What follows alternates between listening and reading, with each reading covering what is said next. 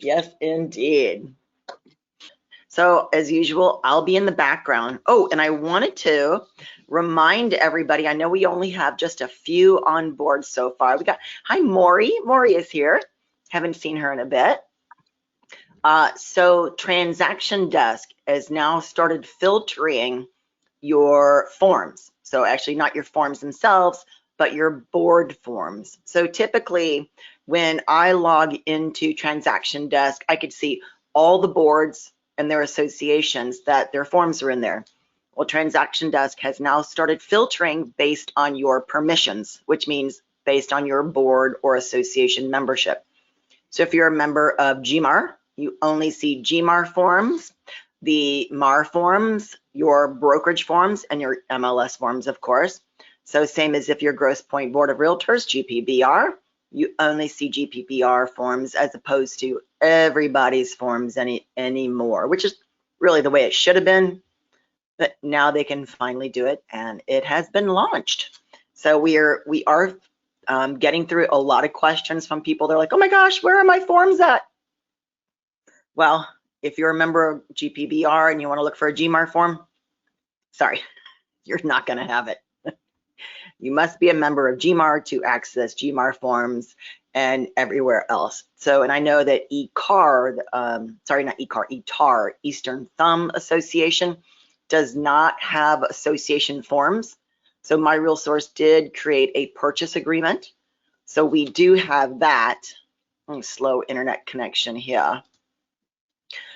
So we do have a purchase agreement, and you do also have access to MAR forms as well as the MiRealSource forms. Okay, so let's get started. So I pulled up one of my listings. If you have a listing that you need to write an offer on, you're welcome to pull that listing up. And all you need to do is just type it up in your power search bar up here at the top of your screen. And you can type in the address, and I'm going to put in my property address as well, 6366 West, and I open, like it's a little cottage up there. So as you type it up, it should find the listing here for you. So whatever property you want to use, again, if you have to write an offer, this is a great time for us to get it started for you. Just type in the address here at the top. And then once you find it, make sure it's the active, because there might be a closed or expired and so forth. Go ahead and click on it. And again, if you don't have a property that you don't want to write a purchase agreement on, go ahead and just type in my property. So it's 6366 West Houghton Lake. And then once you click on it, it should open up the full listing ticket here for you. And there's shortcuts on your listing. So this is the Legacy Full Agent Report. And you'll notice my icons are on the left side of my screen. If you have the agent detail with map, your icons are usually in the middle section here. So I'm going to go ahead and find my transaction desk, which is going to be your little box here. And it's got a bunch of little lines on it. It's a blue box. And it'll say, once you hover over it, start a transaction. So what you're going to do when you're writing a purchase agreement, you're going to click on the property address, full listing report, and click on that shortcut. And the reason why, it's going to pull all this information for you into TransactionDesk. So I'm going to go ahead and click on that. It's going to take a minute to load. Okay. And once it loads, it's going to bring you to the dashboard. Now, mine is going to look a little different here because I already have this as a file. So you know what I'm going to do is I'm going to create a new one right in here. So just stay where you're at. You should have a pop-up window that comes up, and I'm going to walk you through all those. But let me start from scratch because I already have this file, so it's taking me right into it because it's my listing. So I'm going to start a new one because I want to be able to walk you through. So you're going to name the file. Well, your name should already appear in it, but you should have an option for a template if templates have been created for you. So what the templates are is they've taken all the forms that is needed for a purchase and put them all into one folder and then named it. So typically your office will create those for you. And if you do have templates, there should be a drop-down menu, and you want to make sure you select something that's a purchase. So I'm going to go ahead and go down to my office one, which has got all the letters here for Berkshire Hathaway, and it says buyer package. I'm going to click on that. If you don't have a template, don't be concerned. That just means that they have not put together forms for you into one folder. So we're going to select them individually later. So what you're going to do is you're going to skip through that, and then you're going to go down to the bottom and make sure it says that you're a selling agent. I'm going to pull my listing information. Yours should already be there because you selected the property But again, because mine is my listing, it kept taking me to my folder, and I wanted you to see this pop-up window. So I'm going to pull it again, and then I'm going to take you through the next steps. So just bear with me here.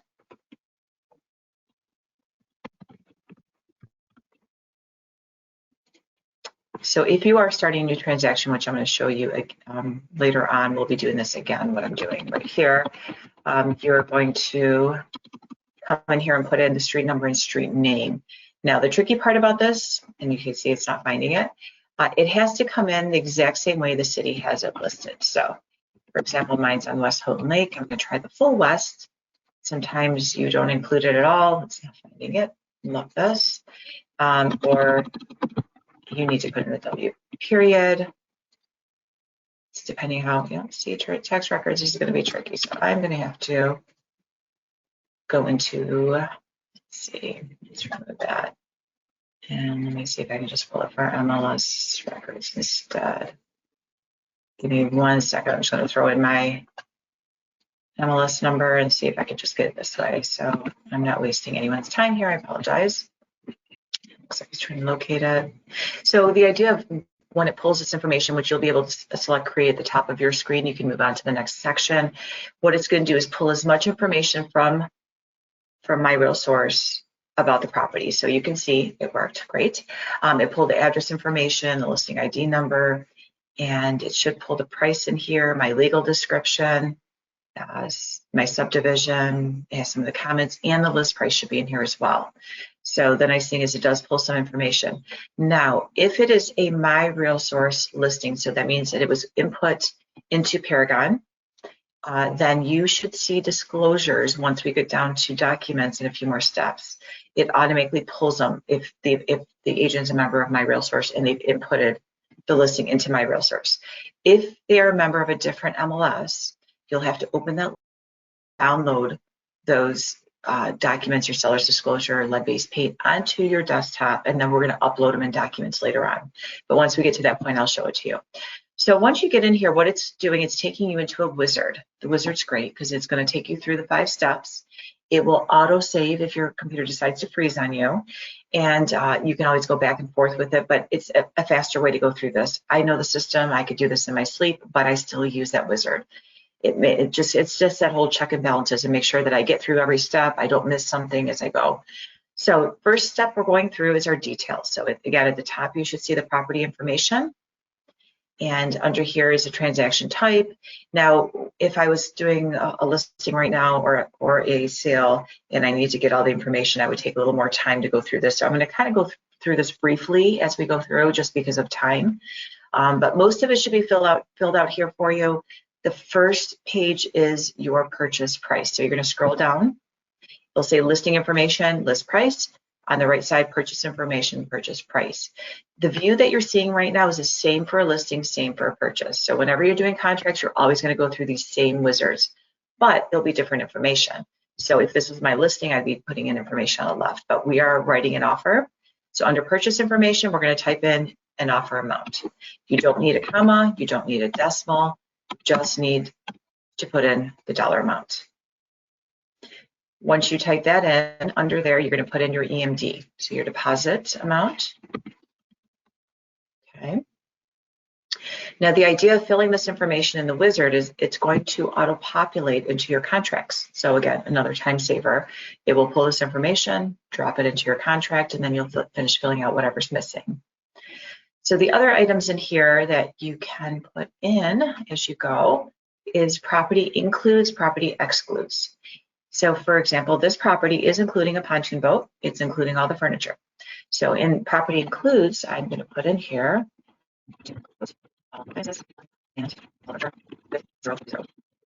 zero value.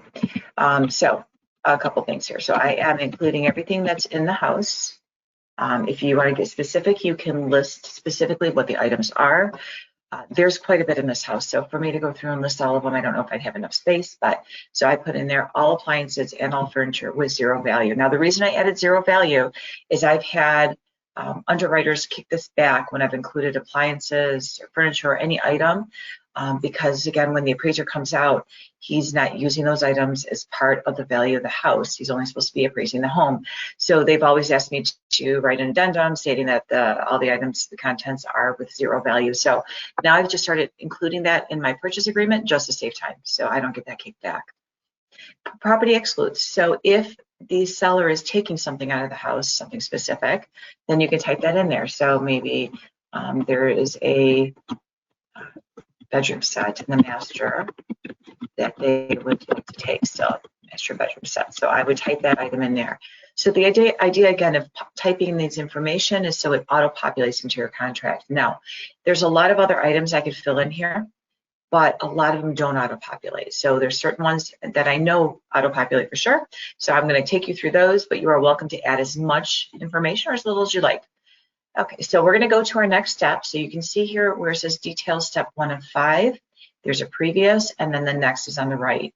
To go to our next screen, we're going to select the next. Okay, so our next step is going to be our dates. So with our transaction dates, you can see here it shows a listing date, which this is not my listing, it's an offer for this scenario right here. So I'm going to go down to my closing date, which can be toward the bottom here. So now I'm going to type in what my closing date is. When you click on the box, you can just select the date from the calendar. So we're going to go ahead and we're going to say December 1st. Okay. As far as possession date, when you put a closing date in, it automatically puts the same date for possession. If you're giving them occupancy, you'll want to change that date. So if they need 30 days of occupancy after, just want to make sure that you put in the date for that. Now, sometimes these auto-populate, sometimes they don't, depending on the contract. So you might have to pre-fill that again. The other options in here too is an offer expiration date. So if I want to type in a date for expiration, so in the summer when the market was crazy, I may want to give them just one day because I don't want it sitting too long and 10 more offers come in. So maybe I give them until 9 p.m. the next day. You can put that in. You don't have to give them an expiration date. Again, that's completely up to you. I can also put in my offer date. So if I know my client's signing this morning, I can put in today's date, and then that will also give you some options later on if you're setting some reminders. Okay, so those are our transaction dates. So we're going to click next. The one thing I want you to notice, and I'm not sure if yours is open, but on the right side of your screen, if it's open, you should see a list of folders. If you don't see it, on the top right of your screen, there's like a little shopping cart. To the right of it, there is 3 green lines. Those green lines open up your folders. So what we're doing right now is we're in the wizard, which is the top here, but we're going to be walking through some of these other items later. If you by accident hit save and exit at the bottom, which you don't want to do, it takes you out and takes you back to your dashboard. So then you'll have to go back in here and click wizard to get back to where we're at this point. Okay, so our next step is our contacts. So if you are writing if you're creating a listing package and you go through your real list and you pull from tax records, this will actually automatically pull seller information, but we are writing an offer, so we need to add our buyer. So the first thing for contacts is we want to add the buyers. To the right of next, you're going to see a plus sign with an add. Every time you can add something into a section, you will always look for that plus sign with the add, and it's typically on the right side of your screen. So go ahead and left click on that. And now you've got 4 options. Create a new contact. So if it's someone not in your address book in TransactionDesk, then you would click on there and create a new one. Add existing contacts. So again, that's your address book just in TransactionDesk. It's not the Paragon. Add yourself and add a contact from Google.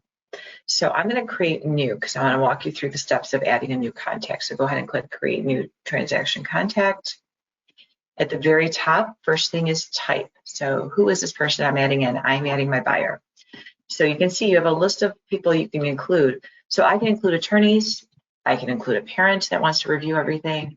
I can include the office, my title company, a mortgage lender. Whoever you want to include in this transaction can be added at this point.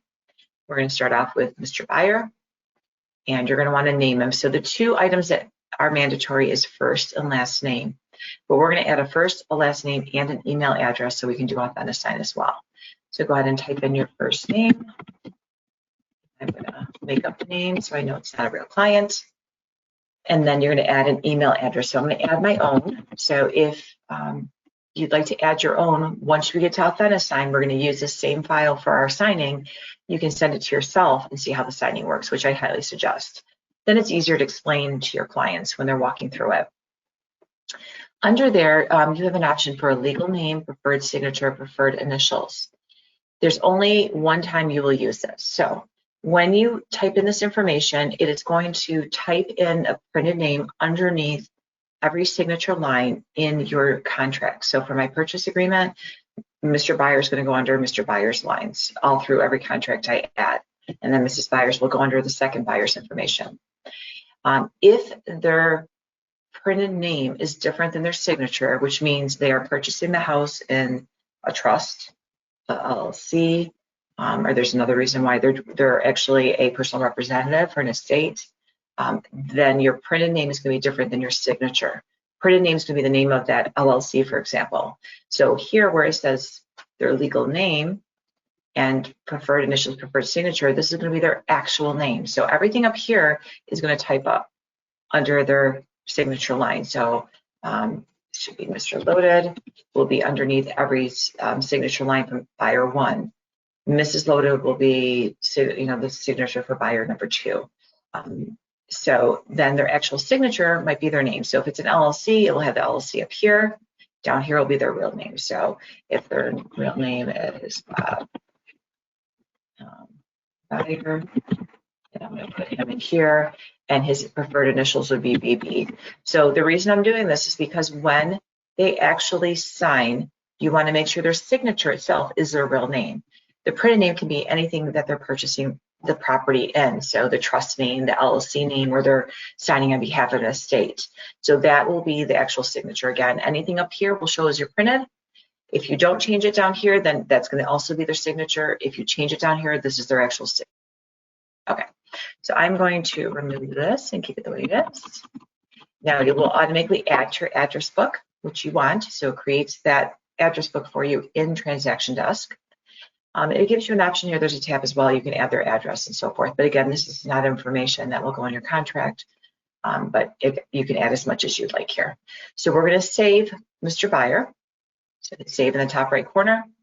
And we're going to walk through it one more time. So we've got Mr. Buyer in. Now we need Mrs. Buyer. So go ahead and click on add and the plus sign again. Create a new transaction contact. She's going to be Mrs. Buyer. So we're going to go down to Buyer as well. Type in her first name and her last name. We'll put Mrs. Spends-A-Lot. And email address, you can use your own again. Now, when you are adding your contacts, you have to add them in individually. So I add Mr. Buyer, then Mrs. Buyer. They can't be at the same time because each one is for a signature line. So they have to be individual so they can each sign individually. But you can use the same email address. So if Mrs. Buyer says Mr. Buyer uses my email, we only have the one email, no problem. Use the same email address for both. Just when you do send the signing, you want to let them be aware that there'll be a name on it. So they want to watch for which one is theirs. Okay, so I've got Mr. Buyer, Mrs. Buyer, and I'm going to save again, and I should be set. So you should see here the listing agent information, which is myself, is my listing, the selling agent information, which should be you, and then you should see the buyers, Mr. and Mrs. Buyer. Now, the one thing you go up a little bit further, there's your brokerage. So you should see your listing broker, which should be mine, and selling broker should be yours.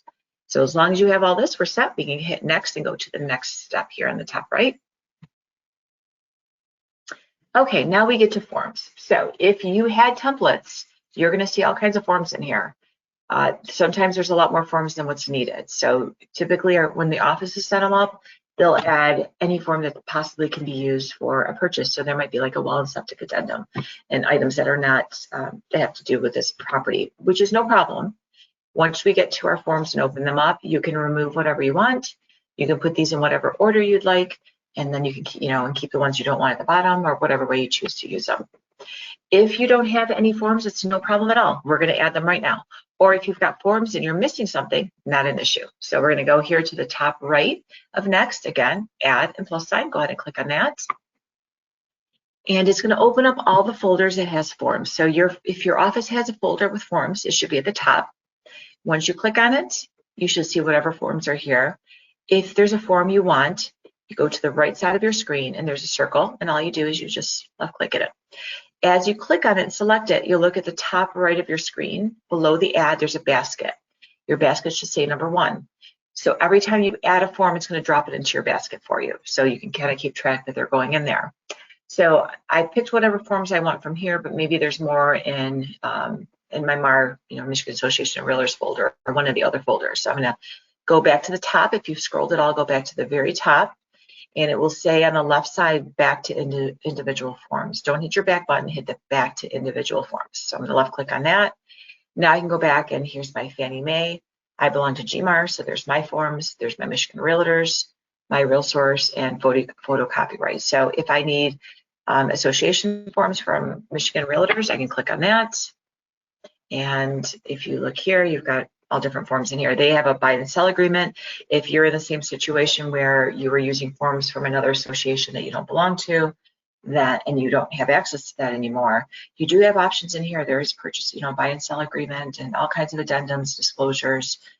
So whatever you need, if you scroll through it, you can find them in here. You can also type whatever you need at the top here. So if I want to see what they have for buy and sell agreements, if you start typing it up here, it's going to locate it, and it's going to show you where it's coming from. So from my office, if there's anything from Michigan Realtors, it's showing a few in here as well. So then you can select whatever it is that you need. So again, just check mark it here on the right. Once you have the forms you need, you're going to click on your basket. So when you click on your basket, you're going to see exactly what you selected. So you can see here, I've got my arrangement disclosure. I have my business arrangement form. If there's something in here you clicked on and you don't want, there is a minus sign to remove it. If you're good with whatever's in there, I'm going to close this back up, and I'm just going to hit add above the basket. And you don't have to select the basket if you know you have what you need in there. So once you click add, it's going to drop it into your forms. And then you should have it in there. So whatever you added should be at the very bottom. If you have other forms, it always drops it to the bottom. Okay, so that's how we add our forms. We're going to go ahead and click next.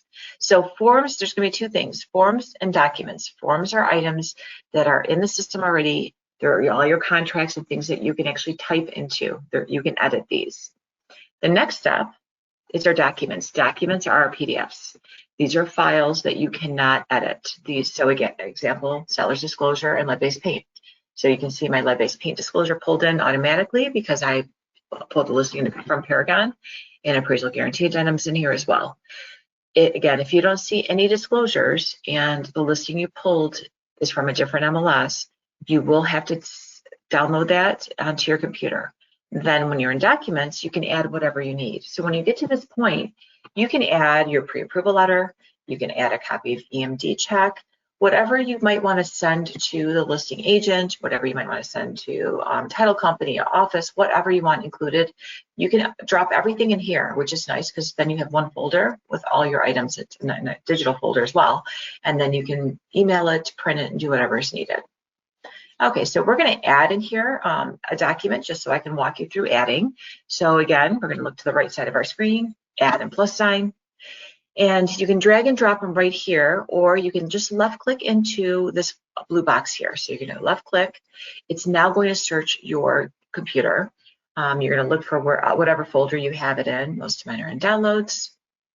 And then if I want to type in my downloads here, I can put seller's disclosure. Let's see, I'm sure it's going to pull through for me here. Let's see if it finds one in my folder here. There it goes. Okay, so here's one right here. So we'll just use the seller disclosure statement. So you're going to select it, and you can select multiple by either, I usually hold my control button, and then I can select multiple, because then you can drop them all at the same time. Okay, so I'm going to keep my seller's disclosure, hit open, and it's going to drop it right in there. And now it should be on my documents right at the bottom. So that's how we add any document that you need to. Okay, so we are done with the wizard. We're going to select done. So we have all of our forms in here, and it's going to take us back to our dashboard. Okay, so we've now added our contact. And your dashboard might look different than mine. You can customize these, but I've added my contacts down here. My forms are all in. My documents are in for my disclosures. So now I want to go into my forms and fill in everything that's missing. So that's going to be your next step. So you're going to look for your forms. It should be, you should have a shortcut right on your dashboard. And this is always your main page of any transaction. So you can see the property addresses up here. So I'm on my property. I'm going to go down to forms, and I'm going to scroll in here and select whichever one I want. So I'm going to left click on it, and it's going to take you into a form editor box. So bear with me here. I'm just going to look at my buy and sell agreement. Actually, I can click on go to forms at the bottom here and open them all up. It's probably easier. So let's find my purchase buy and sell agreement right here. So if I double click on that, it's now taking you into a form editor box. Okay. Once you get to this point, now we can walk through and fill in whatever's missing, and if something's incorrect, you can change it. So a couple things at the top here I'm going to walk you through. First thing is under File.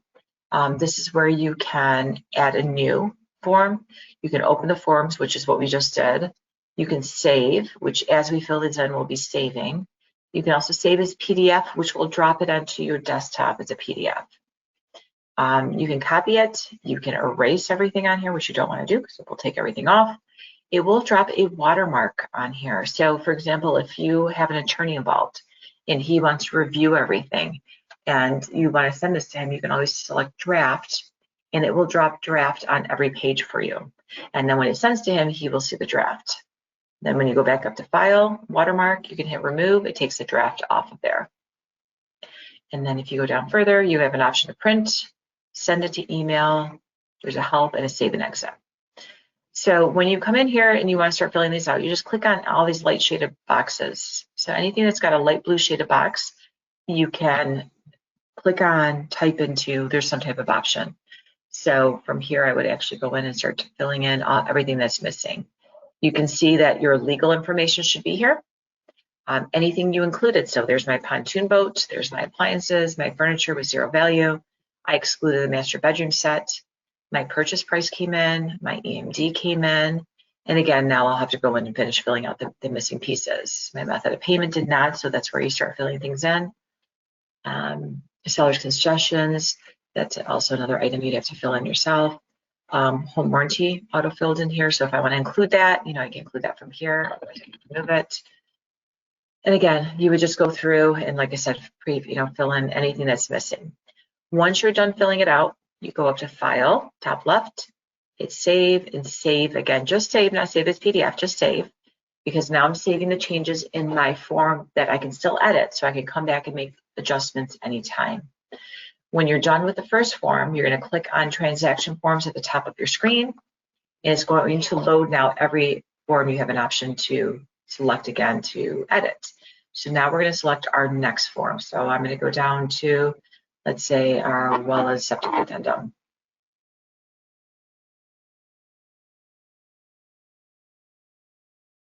Once that is loaded, now I can fill in whatever's missing. And again, you're going to see items pre-filled, which that was the idea of doing the wizard, but there'll still be a lot of items that you need to fill in. Okay.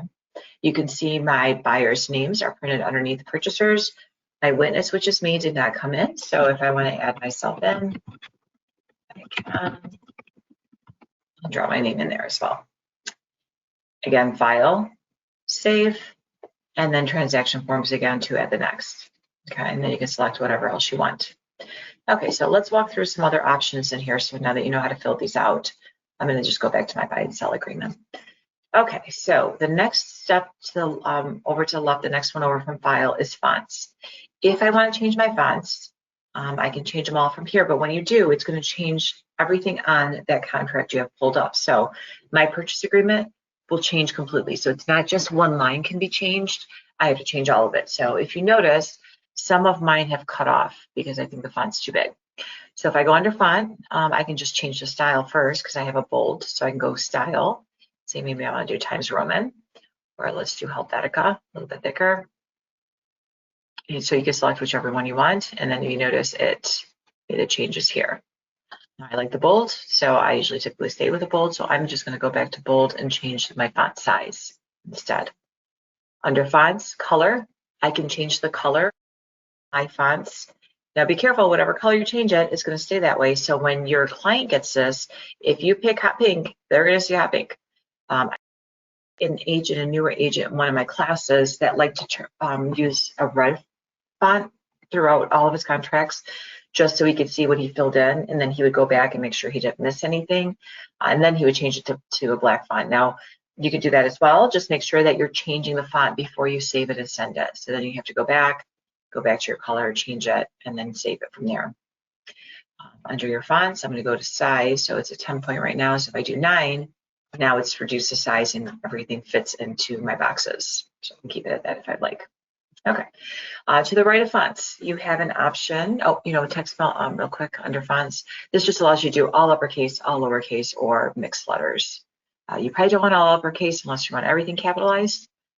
To the right of fonts is clause. And this is why I went to my purchase agreement. A clause is a line that you might use over and over. So maybe you have something in there about a well and septic inspection, or you have something about when the EMD deposit is going to be made. It's that you type into a lot of your contracts and you don't want to have to keep typing it up. So this will give you an option to add that clause. Now, in order to add it, they have to be created. So if your office created one, you should have one in there. If they haven't, or you never have, you may not see anything, or you may not even see the clause button. So I'm going to use one of my clauses just to show you how to fill this in. It must be a multi-line for some reason. It doesn't let me go into like this blank line and add my clause, because then it tells me that I don't have enough space for it. So you must go down to where it's a large paragraph area. So I'm going to go to my last page here where other terms and conditions are. And you can see as soon as I click on it, it has an option to add clause from here. I can click on add clause. So there's personal clauses, which are ones that I create. Office clauses, which are created by the office. System clauses are created by the MLS, which we don't have any in there right now. So I'm going to go back to home. Your personal clauses will be in here, which I have a few you can see. So I'm going to add, for example, let's say add concessions. So I'm going to click on that. And then maybe I'll have a septic clause as well. So I'm going to add that in there as well. Okay. Once they're check marked, you'll hit OK in the top right corner, and it drops them in here. So one of the ones that I have pre-written is for concessions. So seller to pay, and I left it blank, a certain amount % concessions towards purchasers' closing costs, prepaids, and prorations. The other one I have in here is seller to have septic clean out prior to inspection. So that's another one that can be used. Again, there's multiple. You could have something in there about including all the appliances with zero value. Different, whatever you'd like to include can be included at this point. But again, these will have to go into your clauses, which you'll have to do in your settings later on to create them. Okay, so once you have them in here, and say I want to include 3% concessions, so we'll do 3%, and that should be good. So that is your clause. Next is your forms. So if I need to add something else, I'm going to save this real quick, and I need another form, you hit transaction forms, select what you want. Again, that will load it for you. The book to the right, if you are on a form that is multiple pages, like your purchase agreement, this allows you to move the pages quickly without having to scroll. So if I want to go from page 5 back to page 1, I can click page 1, it moves it for you. So that's all I'm doing, is just relocating back to the page that I want to view without scrolling. To the right of that is a magnifier. So if you're having a hard time reading this, and sometimes I do because my eyes are horrible, you can just hit the plus sign and that will zoom it in, or you can zoom it out. The arrows will allow you to fit it by the width or by the length. Okay, so we are going to look at some markup tools. Okay, so we're going to click on markup tools first. And first one is a strikeout. The strikeout allows you to put a line through something in your contract. So, for example, if I want to remove seller paid home warranty, I'm going to scroll through.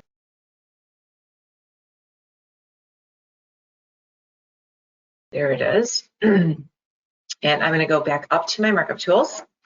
I'm going to hit strikeout, left click on it. I'm going to go to my page, and I'm going to left click, hold the button down, and drag it. So what that's doing is drawing a line into my warranty options here. Once you have your line in, if you need to do multiple lines, then you'd have to go back and hit markup again and just strike out and then do the next one. Once your line is in here, you can left click on it and then right click, and I have an option to change the size. So for example, if I want it really thick so they can see that line, I can go 4. If I want to change the color, it's blue right now. Maybe I want it red so they notice it right away. I can put the red in. please make sure that you add your buyer's initials to this or seller's initials to this. So if you're making changes to these contracts, you want to make sure that you have a box when you do your signings for them to initial any changes that you've made. So I'm going to keep that in there to show you the rest of the markup tools. So let's go back up to markup at the top. You have a line tool. This basically does the same thing. I can come in here and mark up. So say I want my next line marked up. I can come in here and mark that up right here. I can also move these when you left click. So that's my first one. Let's move that back up. Second one should be down here. And then left click and I can move this down or up. You can see. Again, right click on it allows you to make a change to the size, to the color. Green. And I can always left click these, and you also always have the option to remove them. So when you left click, right click again, there's a delete button in there as well. Okay, you can resize these as well. So when you left click, you should have a little box on the edge, so I can make it longer or shorter. And I got my yellow, or I got my red and my green. So I got my little Christmas colors going on there. So that is your back up to your markup tools, your strikeout and your line. Your line can also be used to underline something as well. The next thing is highlight. Your highlight tool allows you to highlight something in here that you might want to make sure that your buyer or seller notices. So maybe I want to make sure that they notice that the sewer and water charges, they're going to retain a $500 escrow. So what you do is once you click on your markup tool and hit highlight, you'll left click, hold your button down and drag it diagonal to create a box around whatever area you want to highlight. Once you have that up, you can left click and move it up and down. You can resize it, whatever size you need, and then right click on it. And now I have an option to change the color. And I have an option to change the opacity, which means how light or dark I want the shading.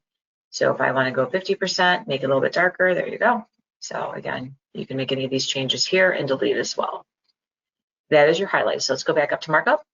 So let's go down to the redact. So what the redact does is actually put stars over a paragraph. So if I don't want to use my line tool or my strikeout tool and go line by line and draw those in, I can take that redact and I'm going to go in here and say gas and oil or gas, oil, and mineral rights. Say I want to, for some reason, cover this.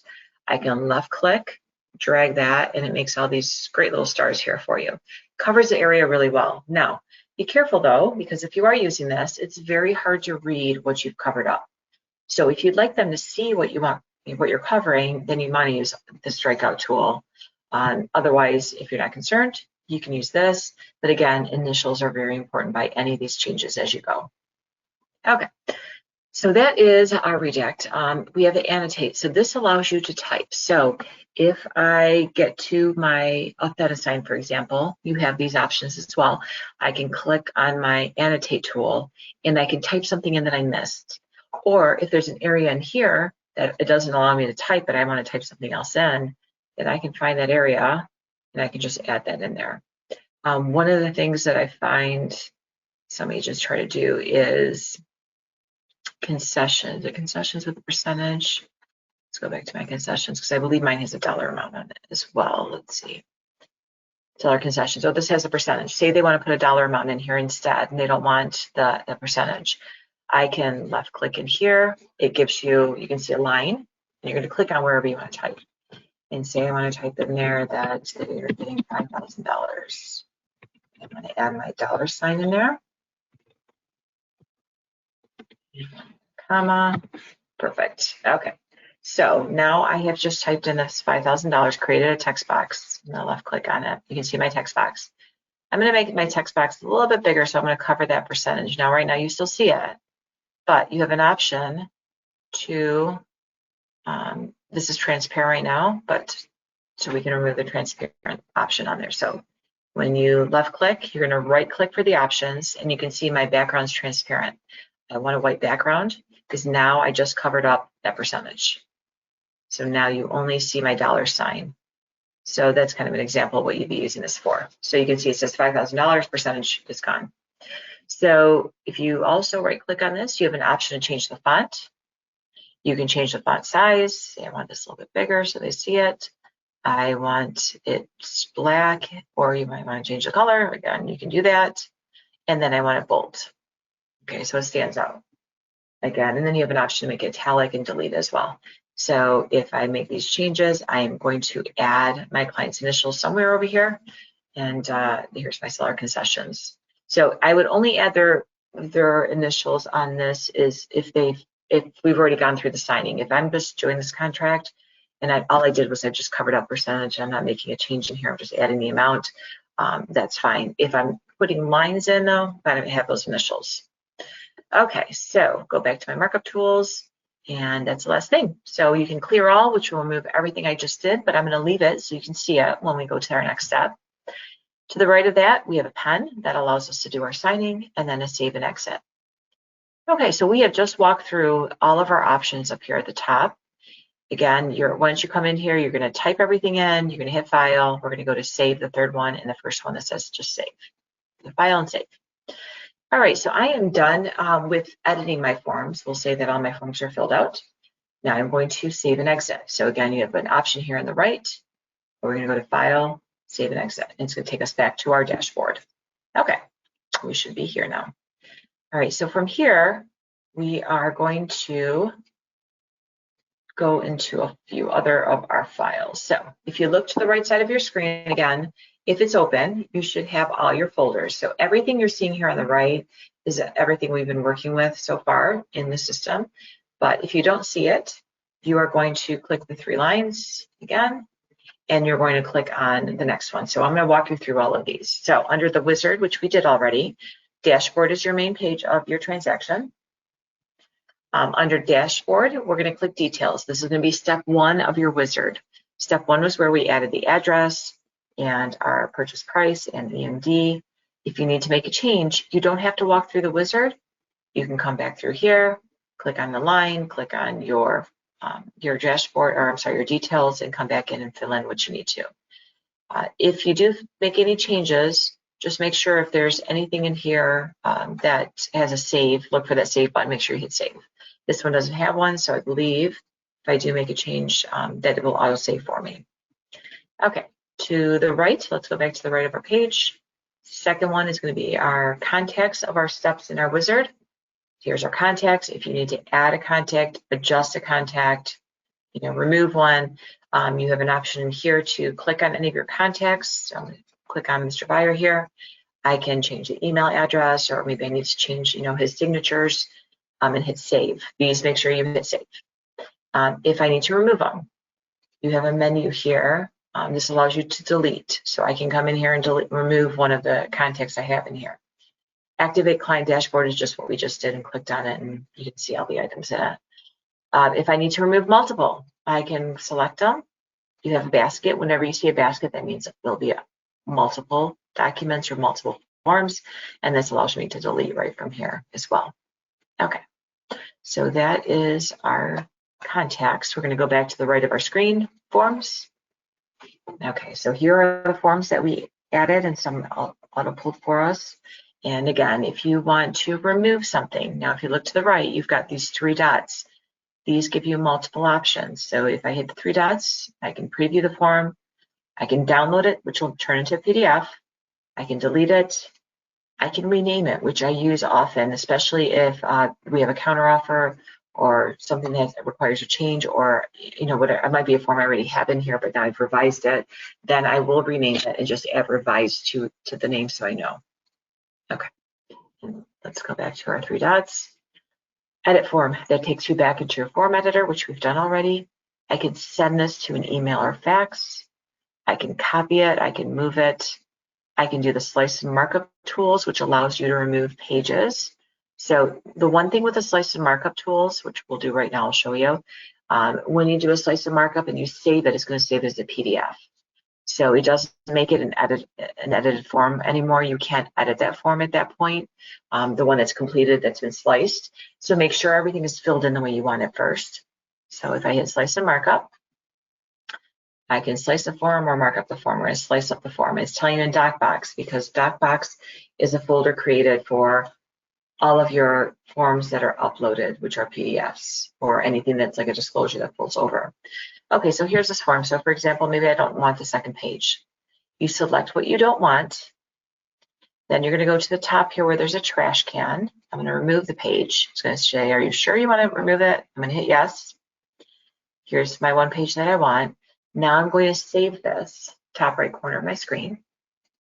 And then I'm going to save as in the middle here. I don't want to save, I want to save as, because what I want to do is keep my original form that has 2 pages, but now I want to save just this one page. So maybe I have my purchase agreement. They've made a revision on the price on the first page. I don't want to send them everything again. I can come in here and make the change, then slice this up and remove the other pages and just send the first page back to my seller to initial or sign. So I'm going to hit save as. I'm going to rename it. So I'm going to put on here revised contract, whatever you want to name it. I usually name it for whatever form I have. Hit save. And now I'm going to close. When I close this, it's going to ask you, do you want to save changes? I'm going to hit no, because I want to keep my original form. And I'm going to scroll down further here, and you're going to see now I've got, actually we're still in the forms. We won't go to documents, I'll show you. We still have that was affiliated business arrangement. I still have my disclosure in here with the 2 pages. We're going to go into our documents next, and I will take you there. Give me 1 second. So we're going to skip over signings. We're going to go through signings once we get into Authentisign. We're going to go to documents. Okay, so the one I just created, go down to the bottom, and here's my revised contract. So again, it makes it a PDF. It drops into my documents folder, which is all my PDFs. And then I still have in my forms my original. So that's the whole idea of doing that when you slice things up. Okay, let's go back into our forms. And let's see if there's anything left in here I did not show you. So I'm going to click on my 3 dots again. Send to new Authentisign. So if I want to send this to Authentisign the 2.0 or history, this is one I want to show you real quick. So I use this a lot of times with especially Authentisign. I sometimes forget if I sent something over or if it actually went through. History shows you everything you've done so far. So if I hit history, you can see the form was copied and it was created. So that tells me that whatever form I selected, what's been done to that form. If it's been emailed, it will say form has been emailed, or it will tell you the history. Okay, so we've gone through our 3 dots here, which are menu options. To move these in a specific order, which I'd like to do, for example, my buy and sell agreement, I like at the top. So I'm going to go down here, and you're going to see it to the left of the little paper here that shows you kind of a preview of it.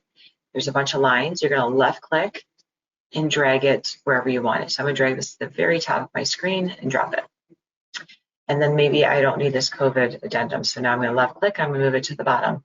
So if you don't want to delete your forms that you're not using, you can always just move them down to the bottom of your screen. That's what I usually do, because maybe later on I might need it. So I'll keep it in there most of the time. If I need, say, disclosure regarding agency relationship, I can move that to the top. So again, I'm just going to put these in whatever order I like them, and I like to keep everything I'm using at the top here. So my addendum 2 down here. So we can move this down. Okay, so that's how you move these in whatever order. If I want to remove multiple or do something to multiple forms, I can select them. So for example, we'll just grab a couple of these at the bottom here. Okay.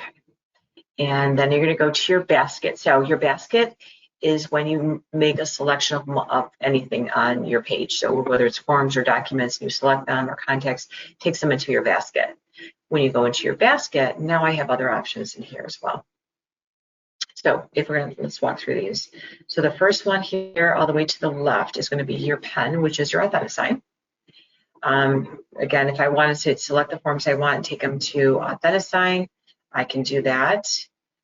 So what I'll do is go into the pen, takes them in, it drops all those forms. But I don't want to do that yet. We're gonna walk through a few more things first. Okay, so if you go to the right of that, you have looks like a box. This is where you can copy. So if I have forms in one folder, for example, my client writes an offer and it's not accepted. So now we're writing another offer, and maybe in here I have their pre-approval letter or something else that I need to use for the next contract. I can click on copy. It will allow you to select. So right now it's automatically selecting the folder I'm in, but I hit back to transaction folder, and it's going to open up every folder that I have in here. Every time you select create a transaction, or you select a property transaction desk icon from that listing to write an offer, it automatically creates a folder for you in here. So once you get in here, I can come in and select whatever I need. Now, the only thing I don't like about this is that when it puts in an order, it goes by the street number, not the street name, which I can remember street names. Street numbers, I'm horrible. So you might have to look up what it is, but otherwise it will start with, everything starts with 1 and 2 and take you, through that. Then you can select whichever one you want and copy to here. So now it's going to take these contracts and drop them into whatever I selected. Now, because I am moving them, now they are PDFs. So they have now dropped them into the other transaction in documents. So make sure that if you're making changes, you make your changes in here. Otherwise, it's going to be a closed document, basically. Other than pulling in your text box to type it in, you won't be able to go into your form editor. Okay, so I'm going to close this out. And to the right of that, to your copy, you have download zip. So what download zip means is that I can select the multiple and it's going to put them in a zip file. So what it does is it makes them a smaller file instead of a larger one. Now, typically with forms, I don't see them saving at a really large format. If I had a bunch of photos, yes, you would have a problem because your size, your file size are so large. And if I just tried to send them all at once in an email, for example, I'm going to be limited, so I won't be able to send them all. The zip will reduce the size and then you can send it. Now, the only thing you want to be careful is to make sure whoever you're sending it to can unzip them so they can open them up and extract the files and make them larger files. So just make sure that they're able to do that or know how to do that. To the right of that, you've got a little printer. So if I fill out all my contracts and my clients want to meet to sign, or I have someone who's older that doesn't use a computer or is not tech savvy, I can print everything from here. So once I fill everything out in my forms, I will select them, hit print, and print them all at once. So I don't have to select individually and print them. To the right of that, I can save as a PDF in here. Again, you're going to see a lot of items in here that's repeated. So you have an option to save as PDF multiple areas. So this is another one that does just the same as you did in the form editor. I can email it to your envelope. I can send these as an email. So maybe my client wants to print them themselves and they're going to do wet signatures, or I have something from underwriting that needs wet signatures and I need to send it that way. I can do that as well. To the right of that is fax. We have tried this. If I want to send these to a fax machine, it actually works. So just be careful because I did a test one and I probably had like 10 contracts and the fax was going forever. So it does do a fax. It's a cleaner copy than you using a copy to fax, but it's still a fax copy. So, and then you have your trash right to the right of that, and that's it. So those are your options in your basket under forms. So I'm going to close this out. Okay, so we have gone through all of our options in forms. We're going to go down to the right of our screen again, and let's load our documents in next. Okay, so let's walk through these real quick. So documents, same thing. You've got the 3 dots with your menu options here on the right. So if I want to do something individually to one contract, I can left click on that. You can preview, you can print, you can download, you can delete, you can rename it, send it, copy or move it, slice or markup, send to Authentisign. I can upload a revision to it, it shows revisions, any notes you want to add to it, and it gives your history as well.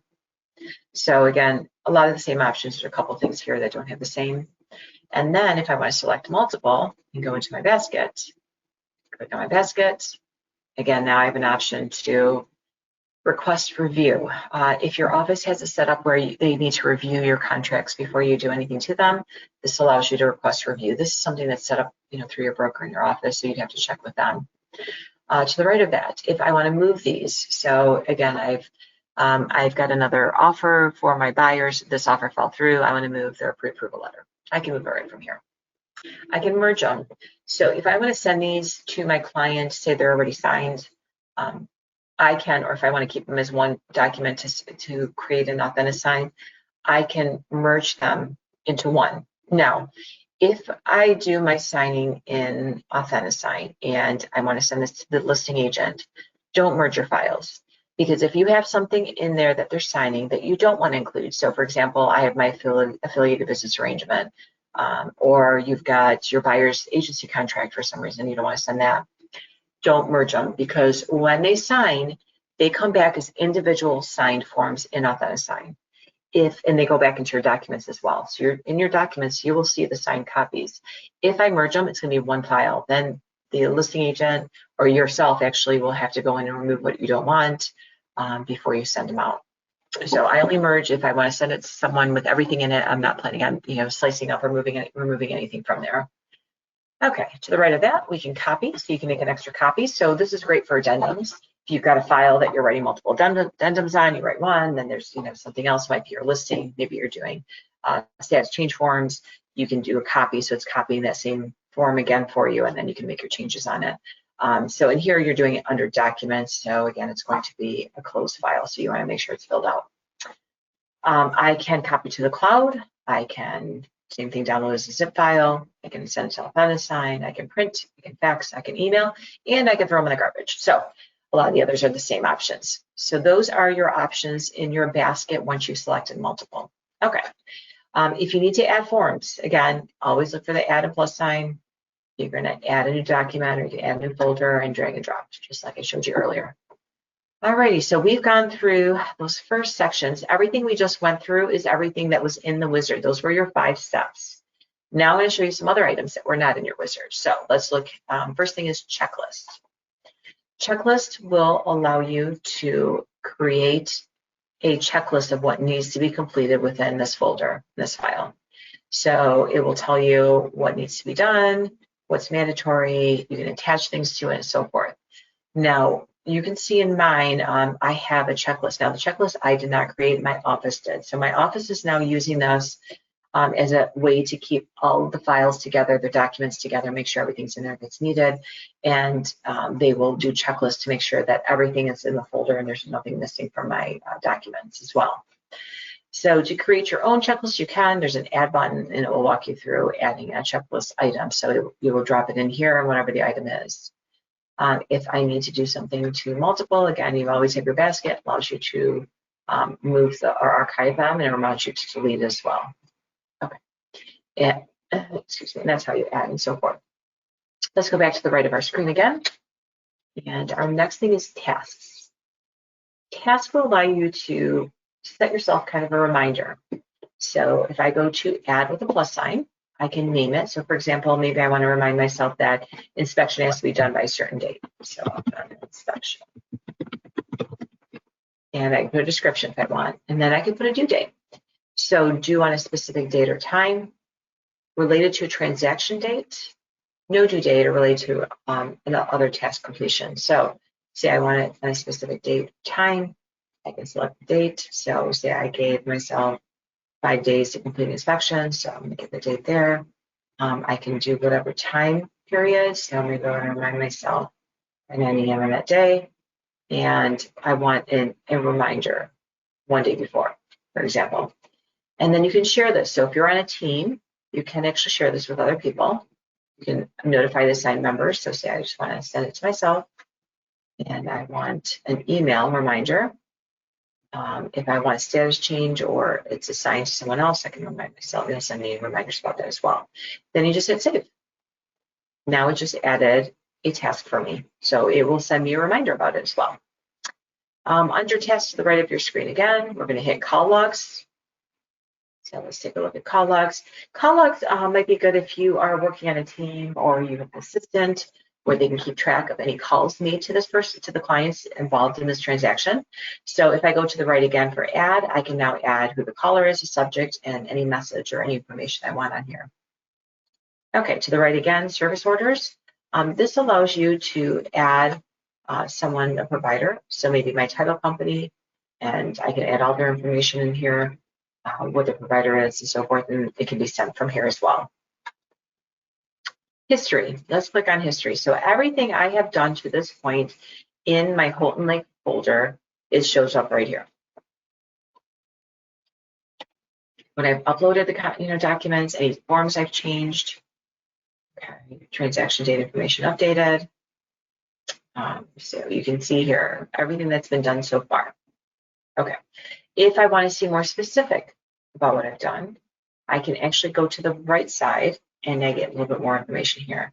So for example, if I sent an email, it will say emailed, then I can go ahead and click on this eye over here. Okay, I haven't said anything else, so let's do this, hit the eye, and it will tell you what's been done.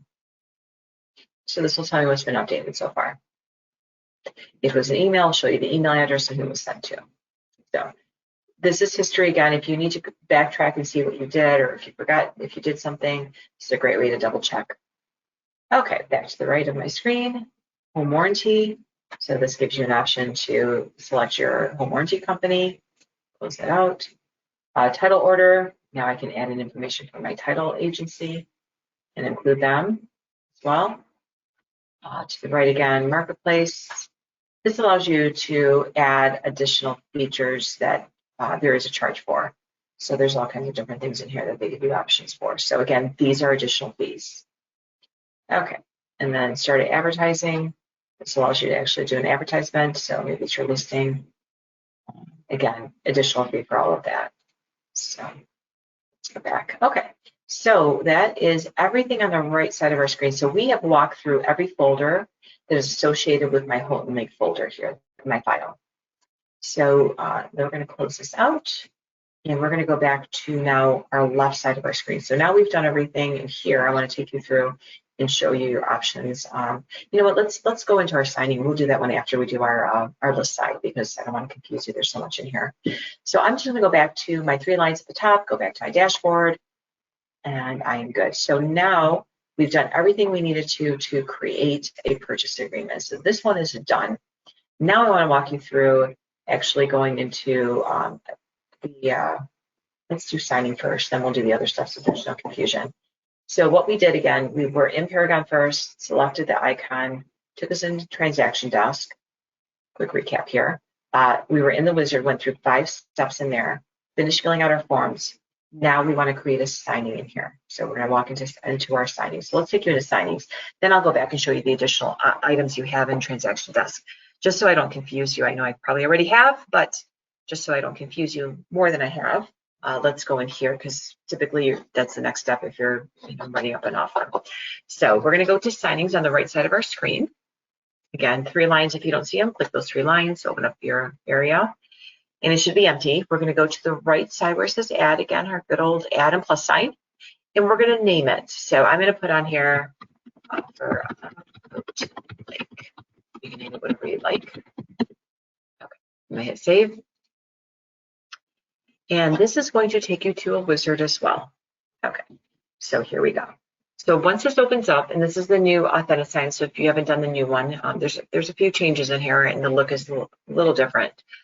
So all your items that you'll be walking through are here on the right side of your screen.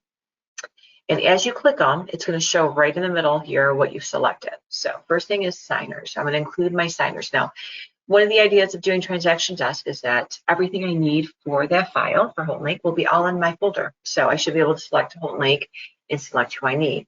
So under signers here on the right, I'm going to add participants. And it's going to ask, do you want to add yourself? Do you want to add somebody new? Do you want to add from your transaction, which is what I'll be doing, or add from your contacts in TransactionDesk? So I'm going to add from transaction. And you can see now, both my buyers are in here, which I'm going to check mark. I'm going to check mark myself as a selling agent. And then I'm going to leave the listing agent out of it, but you can include the listing agent. Actually, let me include it first, and then I'm going to remove it, and I'll explain why. So when I am writing an offer and I want to send this to the listing agent, if everything in my folder that I'm sending to my client to sign are items that they want, and say there's multiple offers, and I want them to get as quickly as possible, I may include them in the signing. If I don't want to include them because I have forms in here that they don't need, I just want to send them the purchase agreement and agency disclosure, then I don't want to include them. But if I do include them, there's options of what type of contact you're adding in here. So for this case, because the listing agent, say I have things in here I don't want them, that I do want them to have, everything is good, I'm including them. I'm going to go to where it says type, and I'm going to go from remote signer to CC. So remote signer, you're sending it to them, they're signing. Reviewer, you're sending it to them. They're reviewing and accepting it. No signatures needed, which is great for like an attorney or a parent that's reviewing it. CC is great for a listing agent because if I send as a CC, that means once I sign, once my buyers sign, they will get a copy of the signed contract. Everything's done. And then I get a copy as well. If I include them as a reviewer, once it gets to them, they have to review everything and accept it before I even see a signed copy. So even though me and my client signed everything, I'm not going to see that signed copy until the reviewer accepts it. So it kind of stops everything for you with the reviewing and signing. It stops at the person. It has to be completed in order for the completed copy to go out. So I always CC the listing agent if I'm including them on my signing for my offer. Again, if you don't want to include them, you just uncheck them and they won't be included. If you want to include me on it, you can when we do the signing, because it will come to me. I'll know that these aren't real offers, so it's not a problem. If you just want to be able to walk through all the steps, it's no problem at all. Now, my clients and myself. So we're all remote signers because we're signing, but if for some reason you don't need to sign, then you can make yourself either a reviewer, so you can review and accept it, or just CC yourself, so you get a copy of it. So this is good, like for seller's disclosure statement. You're not going to sign it. If you want to review it to make sure they filled everything in, you can, or you can just CC a copy to yourself as well. Okay, so I'm going to keep remote signer here as well. Okay, so our clients, so I'm going to select them all. And now you have an option to send them all at once you start your signing, or create a signing order. So what the signing order does right here at the top, I'm going to turn it on. It will put number order for your client. So for example, if I keep my signing order in, which a lot of times I do this, I will have Mr. Buyer sign first. So I'm going to drag him over, or you can just change the number in there as well. Then I'm going to have Mrs. Buyer sign once he's completed. Then I'm going to sign. And the reason I like doing this is because I want Mr. and Mrs. Buyer to sign. So I can see that, that everything's been done. I can sign it, and then everyone gets a copy of it. So I can make sure I didn't miss something. So maybe I forgot to put concessions in or whatever it might be. Then I can stop it at that point, make my change, and then redo my signing. Okay. So this is your signing order. Again, if you don't include the signing order, it just gets sent out to everyone at the same time. Your finished copy will have everyone's signatures on the same contract. So don't worry, it's not going to be different contracts with, with each signature on it. Okay, so those are all of our signers. So we're good with that. So I'm going to X this out so our signers are in.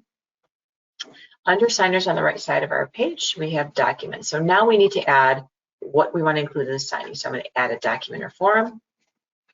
And I'm just going to click on the add, whatever I want them to sign. So my buy and sell agreement, of course, my disclosure regarding agency relationship, of course. Well and septic, this one does have septic field, so we're going to put septic in here as well. So if I want to include my affiliate business arrangement, so all you're doing is clicking add. And then the big thing that you want to add is at the very bottom, anything you upload in here that's a document, you're going to select it down here. So for example, my seller's disclosure is right down here. My lead-based paint is here. So those obviously you want to include, so make sure you check mark those as well. Now, if there's something in here you need to add, it's not in and you did not put in your transaction document already in your transaction desk when you're doing your actual forms and filling them out, you can always upload. So maybe at this point I need to add something else, their pre-approval letter or whatever it might be. I can just click on here and find it on my desktop and upload it. My files, so this is also in documents. So anything that I've uploaded would be in here. So share documents, and then if I go back, single forms would be my actual forms. Now the only thing is, if you're getting forms from here, they're not going to be filled out. So you will need to use the text box in here to fill them out, or fill them out first and add them to your transaction before you bring them in. Okay, so I've added what I needed. I'm going to go back to my transaction here. So I've got these all in. I'm going to hit close. And now you can see all my forms added. So if you get this box, this is a great thing. This is your signing layout mapped in. So what that means is someone has already moved my signature and my initials onto the document where they need to go. So what happens is they create these templates with your signing boxes. So instead of me coming in here and dragging box by box, which we'll be doing in a second, this will actually allow the system to drop them in where they should be. So you can see here, I got Mr. Loaded and Mrs. Spencelots are right up here. And I'm going to assign signature blocks. So I'm going to allow those blocks to drop in. And I believe they were on my purchase agreement. Let's see. There they are. So it dropped them to the bottom of my contract right in here where they belong. So my purchaser's initials are in here. So this right here saves you a ton of time because now I don't have to drag one by one and drop them into where they need to be. Signatures are at the end here as well. You can create these. So as you fill this out, I'll show you how you'll be able to save it. So if you create yours and put them in the area they need to belong, you'll be saving them. So what happens is it saves them under the name of that form. So for example, my buy and sell agreement will save it under a buy and sell agreement. So when I come to my next one, it will automatically allow me to add them in to where they belong. So it's not reading the purchase price or the property address or any of that information. It's just reading like it's on a blank form, and it knows where these boxes go. Page 5 in this section here, page 4 at the bottom. So that's all I'm doing is this mapping is dropping things in for me and saving me a ton of time. So what you'd like to do is if you have any of those, go ahead and allow them. If you don't, then I will show you where you can create these in a second as we fill these in. Okay, so again, here's our documents. You can change order here. So if I want these signed by a certain way, you can go ahead and move these in whatever order you'd like. If you want to double check something on here, so like my disclosure regarding agency right here, if for some reason I want to remove it or replace it with something else, or if I want to check if there's a layout for it, then I can come in here and look for the layout. When you click in the box, it shows you which ones have those signature layouts done. So then you can find it and click on it, and it will drop those boxes in for you as well. Okay. It adds checklists, and then you also have a quick preview here of the document itself. Okay, so I'm going to hit cancel here and go back. And I'm going to go down to my tools. So the next thing will be to drag over your initials and your signatures. So we're going to go underneath where it says documents on the right and go to tools. And here are your tools. So let's start off at the top here. First thing is this box, which will have all of your contacts that you've added to the signing. So if you click the drop-down menu, so you're going to see who's in here. So I've got myself, I've got Mr. Buyer, Mrs. Buyer in here as well. So I'm going to start off with Mr. Buyer, and I want to add in his initials, his signature. So I'm going to scroll over here on the left. So my first page is my agency disclosure, and I want to drop in his signature. So I'm going to left click where it says signer actions on sign here, and I'm going to drag it over right into this first one here, which is going to be his signing box. Now you'll notice it automatically gives me an auto date. What the auto date does is the minute he clicks in that box to sign, it puts that date in that box, which is great because you don't have to date it today and then maybe he doesn't sign till tomorrow. So I'm going to left click and drag that over to my date box. So this always drops an auto date for a signature. If you don't want it, it's in an area where you don't need it, you can left click and there's a little trash button. I can remove it. Okay. So now I got Mr. Buyer's signature line. I'm going to go back to my drop down menu here. I'm going to go to Mrs. Buyer. I'm going to drag her signature line here and move her date over. Okay, so Mr. and Mrs. Buyer's in, and now myself is the agent. I'm going to click on myself, and I'm going to drag my signing line here and move my date here. Okay, so very simple. You're just dragging it over and then moving things over where they need to go. Now, if they have initials that need to be in here, so let's go back to initial boxes. So let's go back to the page where I made all these changes on it, and I need them to initial the changes I've made. So now I have an option that I can drop in the initials. So what I can do is go to Mr. Buyer first. I can drag his initials where they need to go. Go to Mrs. Buyer next, drag her initials. Now the one thing that I love with the new system is that they're color coded. So if you notice Mrs. Buyer's green, her boxes are green. Mr. Buyer's blue, boxes are blue. Easy way to recognize that you have the correct ones on there, or you have one of each on each page.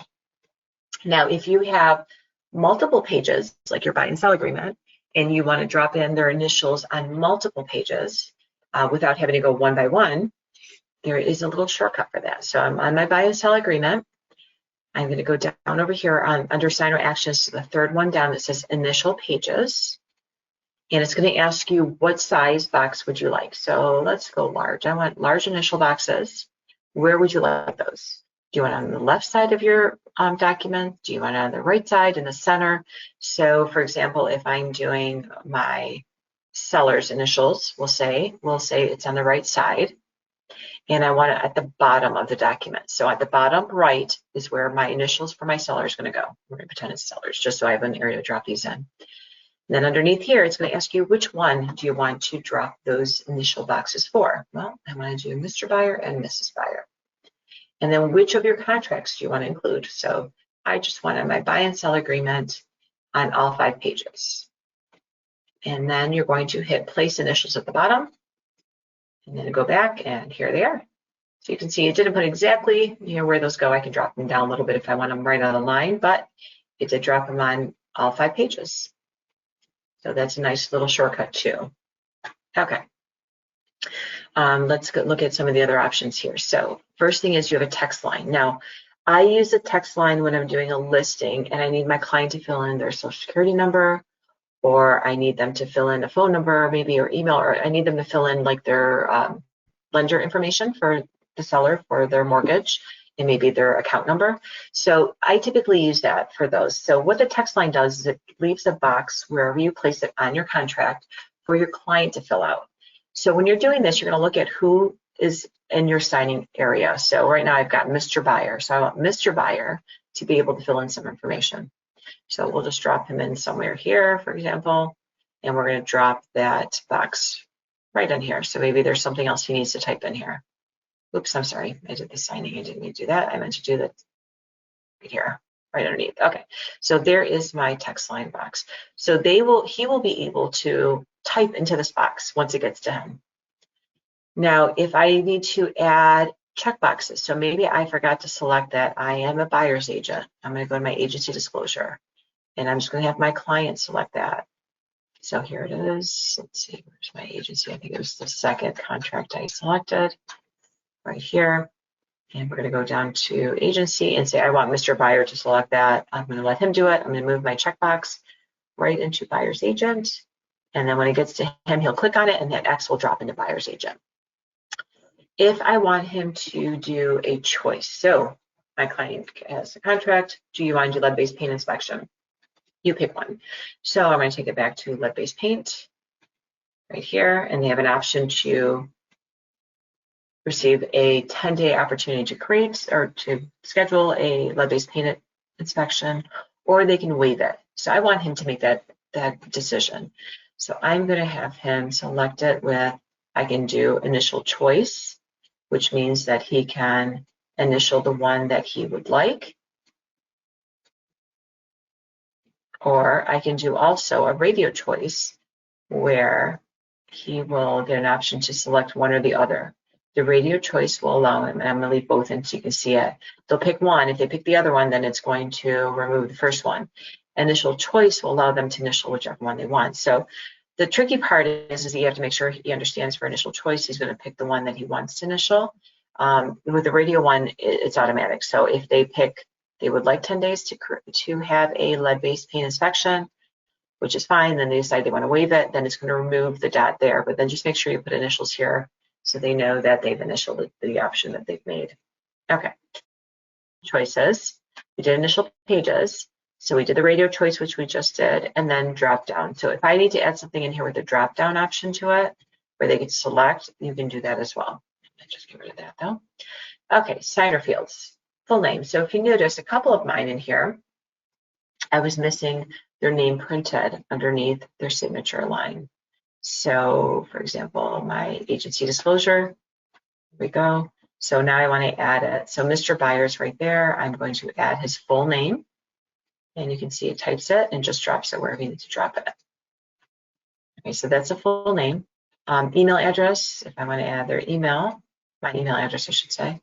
That's a quick way for me to add it in. Get rid of that. And then auto dates. If you need an auto date somewhere where it's not automatically pulling with a signature, you can just drop that in. And you can also do an auto time. Okay, last thing here for our tools is our markup. So markup tools are great because when you get to this point, again, you can't type into this contract anymore. These are all PDFs. So if I get to this point, I realize I forgot to put something in. Oh no, I forgot to put this in. I need to make sure I get that in. I can come in here without going back to my transaction desk, starting over again, and adding the change there and then bringing it back in here and doing my signature lines. I can do a text box. So if I do text box, I click here where I want it, and then I can type in whatever I want. So let's say I want to say EMD to be completed in 48 hours of inspection. Okay, so maybe I want to add that line in. So I typed it in. Now I'm going to left click and drag it. Go. And then if I want to make changes to it as far as the font size, so it's a 14 right now, black. I've got Arial in here, but I'm going to make it bold. So I made it bold. Now it matches kind of everything else I have in here. You can also make it italic or transparent. If I make it transparent, then it might be an area where I'm inside of a paragraph where it's hard to fill in. So I forgot to put in my inspection days in. Okay, so let's now add a text box for that. So let's close this out, go back to text box, click on your text box, drop it in here. So I want 5 days for inspection. Now, if you notice, it's white. So if I put this anywhere, it's going to cover. I'm going to make it smaller first, and then I'm going to make it transparent. So there's transparent background. So now it's not covering anything in my contract. So you can read it. So now I have 5 calendar days. I didn't miss anything. It's in, and we're good to go for my client to sign. Okay. So that's the option here in order to make any changes. So this is great. Obviously, if you get an offer, it's your listing, and you need to make changes to the contract, this is a great place to do it, because then if you are making changes to where there's you're putting lines or making a change to something that's been signed already by the buyer, as a listing agent, now I can make the change and drop in my client's initial box in the same place so I don't miss anything. All right, so that's your markup text box. Now the rest of these options are like we looked at before when we were in the form editor. Now I can do them in here as well. So if I want to highlight something, I can come in and just highlight, left click, highlight. And then if you right click on it, whoops, once you click on, left click on it, you have an option to make it yellow and change the opacity. So if I don't want it as dark, I can go 0.25. Now it's not as dark and it's more legible underneath. And again, you can always change the color on it as well. Okay. So that's your highlight tool. Line tool, again, if I want to draw a line through something, I can right from here. Again, make sure initials are in. Strike through, same thing as the line tool. I can make a line here, and then once I click on it, that line real quick. Now I can make changes to it. So this is really big. So let's say I only want a 2-point, I want a green, and I want to move it over. It's right on the line. There we go. Perfect. Okay, so that is my strike through. Highlight we've done. Freehand. Now, unless you're an artist or an engineer who can draw really straight lines, I can't. They're horrible. So if you need to draw a line through something, I would suggest a strike through or a line tool. But if you want to draw a line in here for some reason with just the freehand one, you can. So I can come in here and, for example, let's try something here where I can just draw a line through private roads, for example. If I want to draw a line in here, I can. But again, if you can't draw straight lines, which I can't, it's going to look like this, and it's not pretty. It looks like somebody was, drawing all over your page. So I would not suggest using it unless you're really good at drawing freehand. So with this, you can also click on it again, change the color, change the width, and also delete it from here as well. Okay, so last thing is your ellipse here. So this allows you to highlight, but a circular. So if I want just like the word prorations, I can draw a line that way on it, click on it, I can move it here. And then if you select it, it allows you to select different colors. So it just basically draws a circle around things. So if I need to circle something for them to notice, I can do that right from here. Okay, so those are all of our markup tools. So let's take a look at layouts now. So if you spent time today and you actually put things where they need to go and you don't have all these lines and this big mess that I made on mine, you could save this right now as a layout. But if you don't have your signature blocks and your text boxes and your auto dates where they should be, exactly where you want them, don't save it, but I'm going to walk you through how you can. And then later when you do another one, when you do your next one, you can go ahead and save it. So let's look at layouts here on the right side of your screen. and then go to layout options. So you have an option to apply a layout, which is one that's saved already, create one, or manage one that you've done already. So if I wanted to create this and save it, I hit create layout. You'll have to name it. Now, if there is a layout already in the system layout mapping section that's been saved, it's going to ask you to rename it something new because it has one already for that name to match that document name. So you would have to put on here revised disclosure regarding agency relationships. So you know it's your new one that you've updated or whatever way you'd like to name it. If there isn't one in here already, and you just did it and it's correct, you can come in here and create it. So it will give you an option to create. And again, you can always change the name of it as well. I don't want to create it because I just made a disaster of my contract, so I definitely will not be saving this. But again, if you want to save yours, it's the way you want it, you can go ahead and save it. So I'm going to close this out. Okay. Under layouts options here, you can change signature. So if I change signature, which I don't want to do right now, it allows you to change the signatures that are on here, but I don't want to do this right now, so we're going to skip it. Signing details. This will give you the signing name, which you can make a change to that. If you set an expiration date for the signing. Now, the only time I set expiration dates is maybe if there's a multiple offer deadline, and I know that if I don't get this in by a certain time to my client, that he's not going to be able to send in that offer. So you could set one there, because once you set that expiration date, if they click on that link, if it's past that date and time, it will not allow them to do the signature. So again, depending on the scenario, you may need it or you may not. Reminders, I always use this. Now, the old system would allow you to send a reminder every 15 minutes. I absolutely loved this. They would email it. Well, I'm assuming that people complained about it, so they decided to change it. So I can send a reminder every day at a certain time, and my client will get an email reminder, or whoever is involved in the signing that has not signed, they will get an email reminder. Now, this is important when you're doing a signing order, especially, because if I have my order, which I did, I've got Mr. Buyer first, Mrs. Buyer, and then myself. So if Mr. Buyer doesn't sign it, Mrs. Buyer will never get a chance to sign it because he has to complete it before it sends it out again.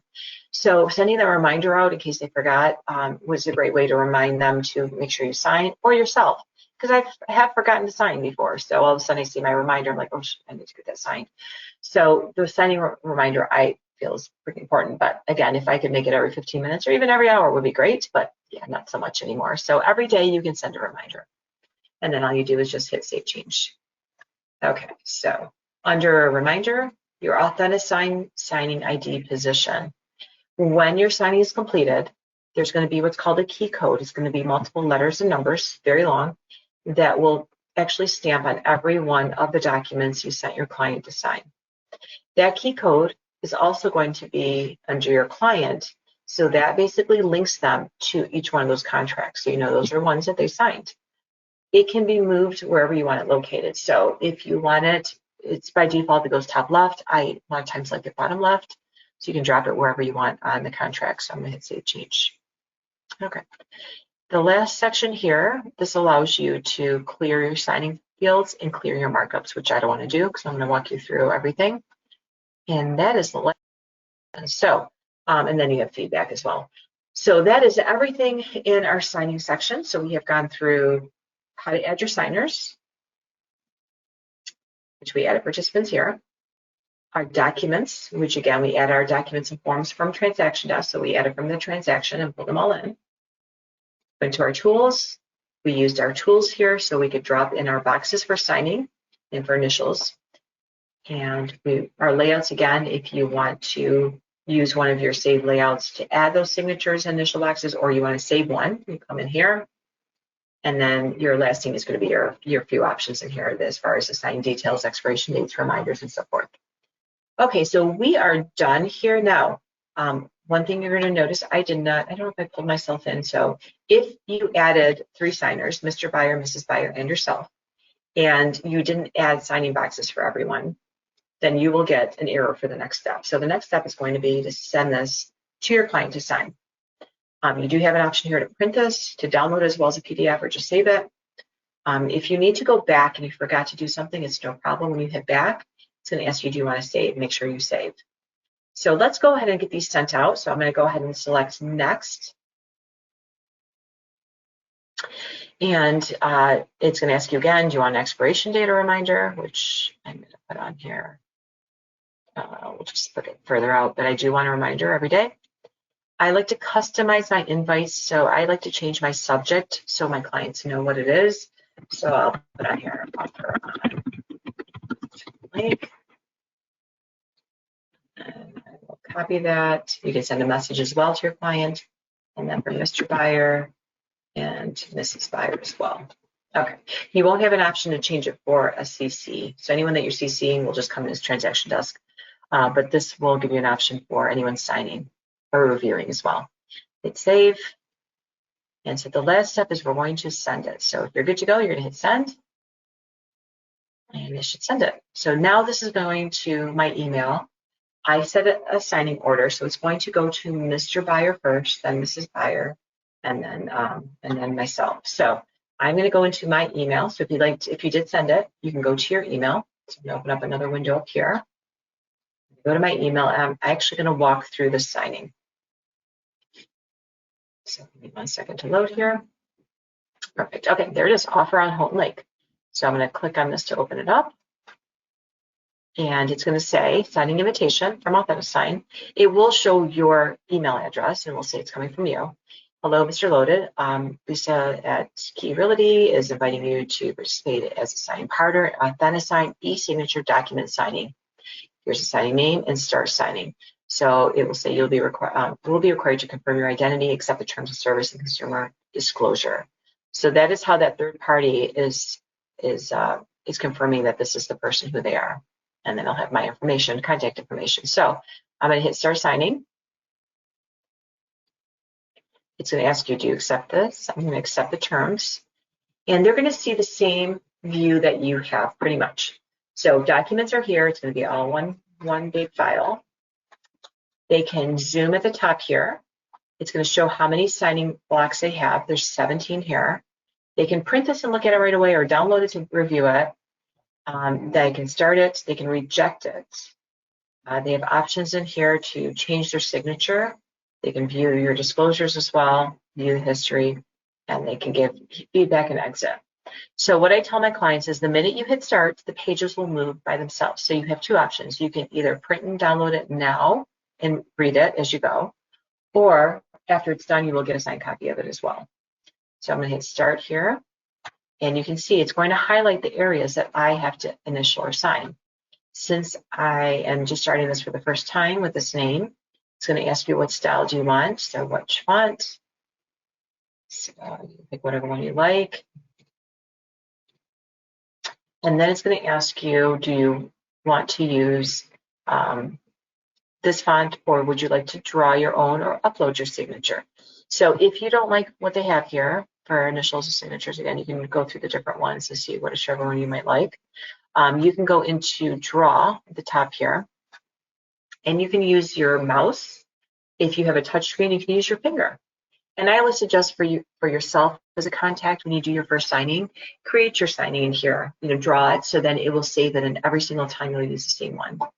So I am going to use my mouse here, and I'm going to try to create my own. So I'm going to left click and hold it down. And I'm going to start signing with the mouse. And it does straighten it up a little bit for you, but that is what the signature looks like. And my initials. So if I like it, I can set signature. If I don't like it, you always have an option to start over. There's a little X here, it removes it, and then you can.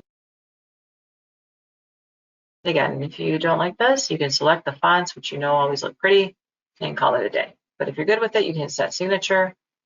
And now that's a signature it's going to use in those initials for me. So now I'm going to click on these boxes. So you can see it highlights them, and it will move the boxes around. So I'm going to highlight it. So I'm going to click this one. It does go pretty quick as you start clicking on these.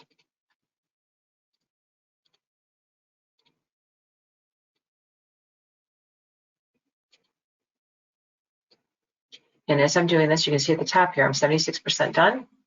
Here's my text box. So I want to type in something in here, whatever, a bunch of letters. And then I'm going to click my next one.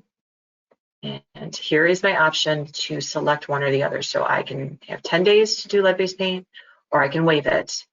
But if I waive it, which just moved me down here, let's go back here real quick. Let's go back because I missed it. It moved me way too fast, and I think it was on the last page. Here's my lab-based paint. Here it is. Okay. So if I wave it, you can see the circle came out of the other one. Or if I want to initial these, then I can hit complete signing. So I'm done. So I have now completed all the sections I needed to. So now I'm going to go back into my email. So as a buyer, he's going to get another one if it's the same email as the wife, or the wife is now going to receive it. So here it is, offer and hold link. As an agent, I'm going to receive this. It's going to say signing updated, and the offer on hold link's been accepted, and it's going to give me, it's going to tell me right here, the offer on hold link, the document's been accepted, the date and time, the name of my buyer, my client, and it's going to give me that key code, which is stamped on every page. So this is a great way to link it back to your client that they've actually signed. Okay, so once you're done with that, then it's going to take you to the next one, and you're going to start signing again. And I'm going to actually walk through this pretty quick because we're running out of time here, and I want to be able to show you how to create a listing agreement as well. So I'm going to start signing real quick and accept the terms. I'm going to hit start. I'm going to click on here. It's going to ask me, what do I want to use? So this time I'm just going to use one of the pretty fonts that are in here already. And then I'm going to hit set signature, and now it's going to walk me through. So you're just, all they're doing is clicking. It's very simple. So again, by going through this, you at least will now understand what needs to be done, and then you can explain it to your client. Okay, that one's done. So back to my email. There's one that shows that it's been open. And here's my next one, which is myself as the agent. So as the agent, I'm going to start signing. I'm going to accept my terms. I'm going to hit start. Now you're going to notice I only had to click on it. My signature's already there. So I'm going to complete signing, and I'm done. Perfect. So I have just now completed signing for 3 people. So Mr. Buyer, Mrs. Buyer, and myself. So now that it's completed, now it's going to go 2 different places. You're going to see this email come through. Signing's been complete. And you can see I have 3 of them because Mr. Buyer, Mrs. Buyer, and myself all have the same email. But when they get this, it's going to say it's been completed. You can download a copy of the signed documents and go here. You as the agent will get the same email. But also as the agent, I'm going to go back into Paragon, go back to resources, and go to TransactionDesk because I closed it.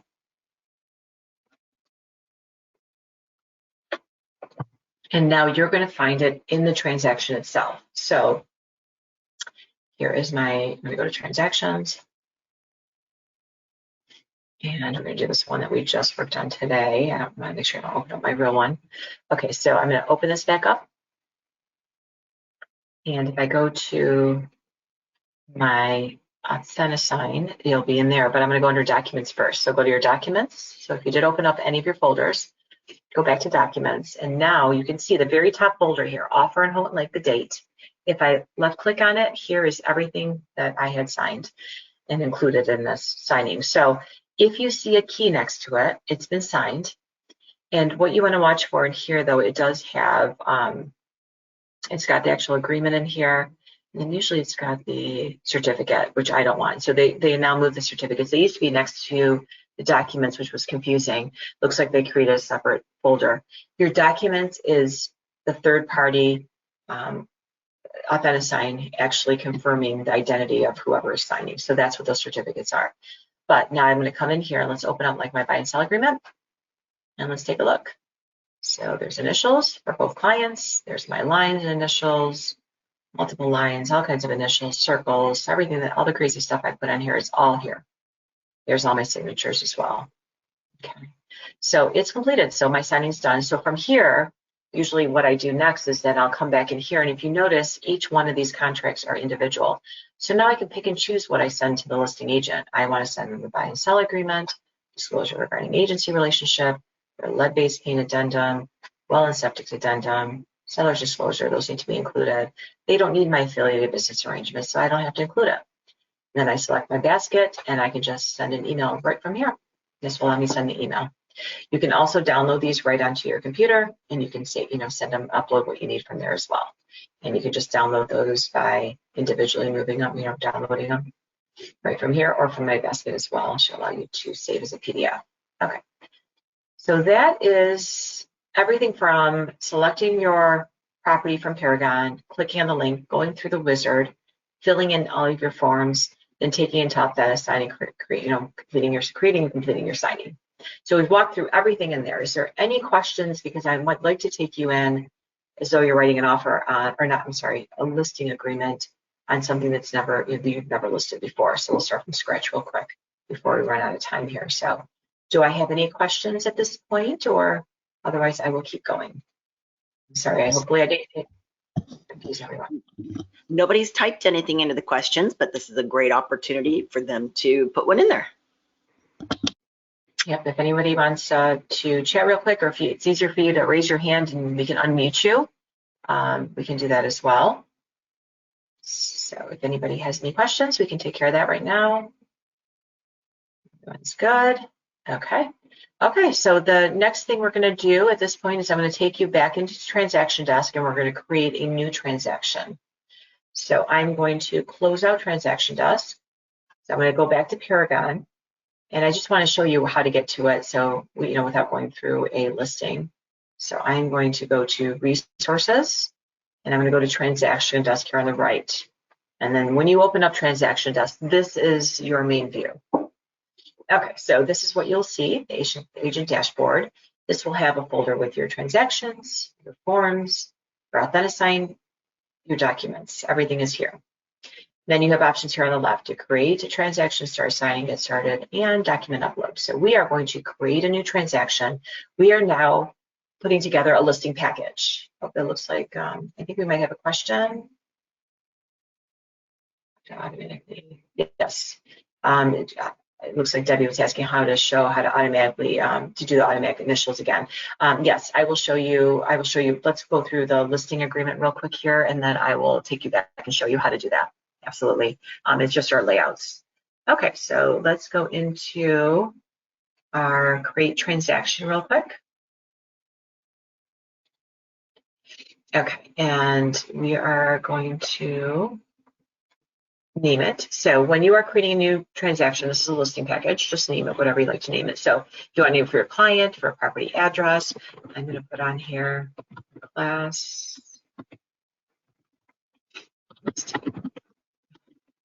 package, just so I know this is not a real listing.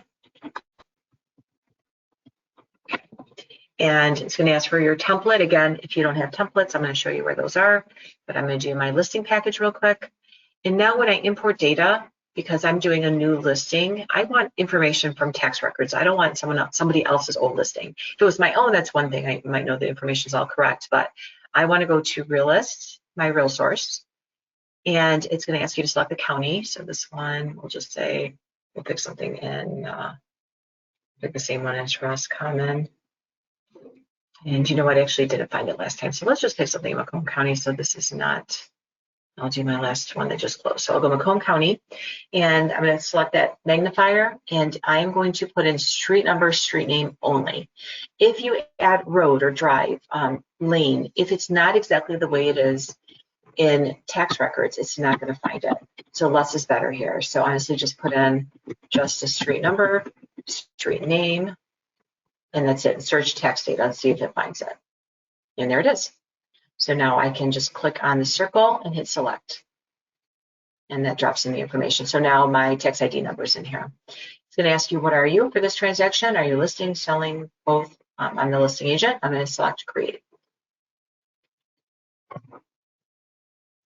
And we're going to just bear with me a second here while this gets puts together. Our file for this listing package. Okay, so now that it starts you off, it's going to take you to the exact same steps we did earlier. So I'm going to go through this pretty quick since we've done this already. So it takes you to the wizard, to your dashboard, to the first step of the wizard. So your 5 steps are in here.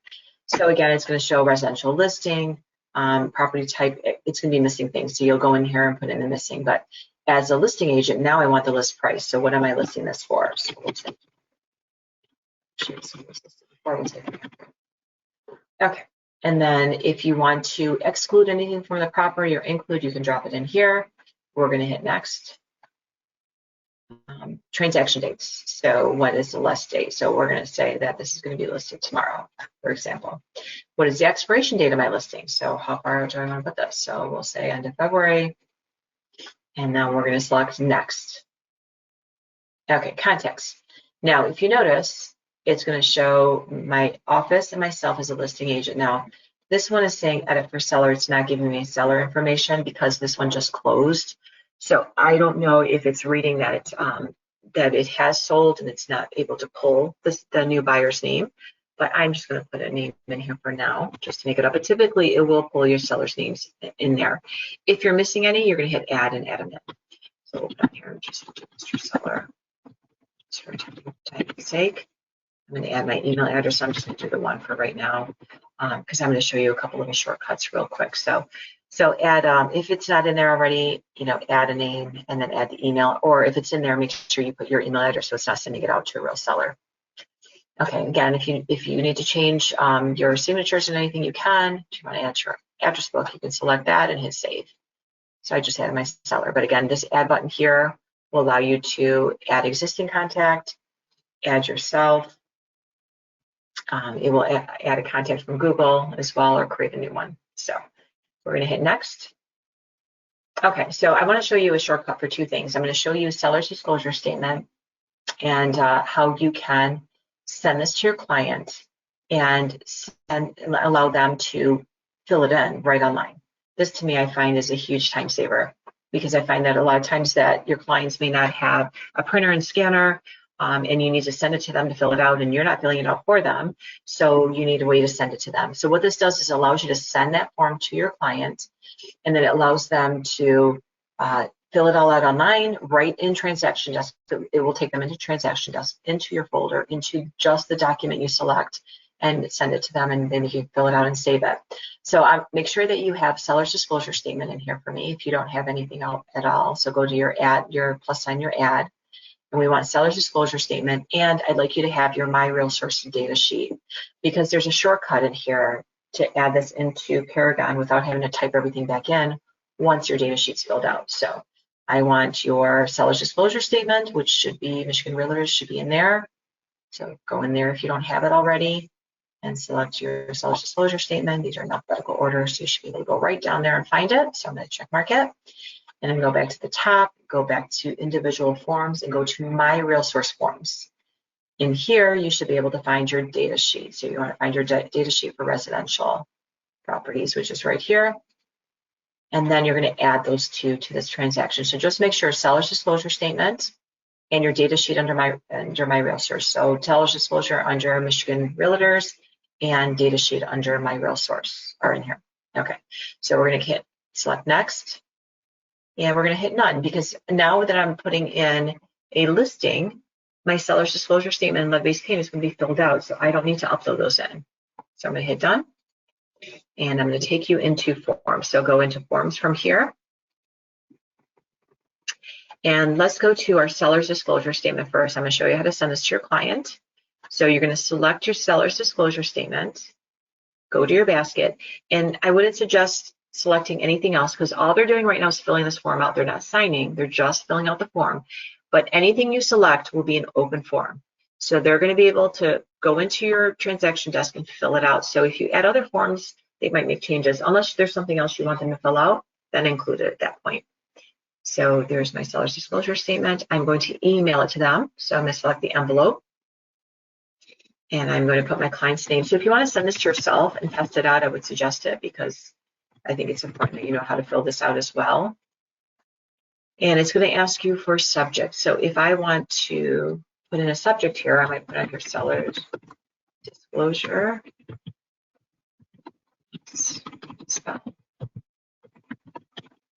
And then I could put in a message and explain to them how they need to fill it out. Now here's the trick. This is where this makes it editable because otherwise they can't edit. I can email things to them, but they're always PDFs. Send as link and allow editing of forms. These two must be selected. If they're not, they're going to get your email, but they can't do anything with it. So they must have send as link and allow edit forms. I do suggest doing an expiration date, because if I send this to my client today and it doesn't expire, and maybe next month they decide to make changes to seller disclosure statement, they will be able to. So if I lock it, then after this Sunday, they can't make a change to it. I hit send and close, and that's going to send it to my email. So now I'm going to go to my email to show you. So what it does is it gives them a link. That link allows them to go into, it logs them right into your transaction desk. They're actually filling everything out and just saving and exiting. It doesn't give them a lot of options in there, but now they'll be able to fill it out. Here it is. And this is what they'll get. It'll show it's from you. When they open it up, it's going to say, this email was sent to you by Elizabeth Harris. The documents are related to your class listing package. You can download these documents by clicking the link below. You can also hit respond directly to the sender. So I'm going to click on this. And it's going to open it up now into TransactionDesk for them. So here's the seller's disclosure statement. And if you notice, everything is open. So they can come in here and they can click everything that is in working order. If there is something that they're not sure about, they can have known. On Strickler's work. So they're going to basically go in and fill in all this information, and then tell them to go down below and type in whatever needs to be typed in. Yes, had water, and so overflowed, you know, whatever the explanation is. And then they'll be able to go into the next page from here. So they'll continue filling out the seller's disclosure. When they're done and they've got this all done, filled out, you're going to tell them to go ahead and go to the top of the screen where it says file, and they can print a copy. They can save it. They want to save this first, and they can save its PDF right on their computer. So if they want to save its PDF to download it, and then they can hit save. So they would definitely want to save. This just moves it from page to page. There's a magnifier, and then save and exit. So once they're done, tell them they're not going to be signing yet. They're just going to save and exit. That's it.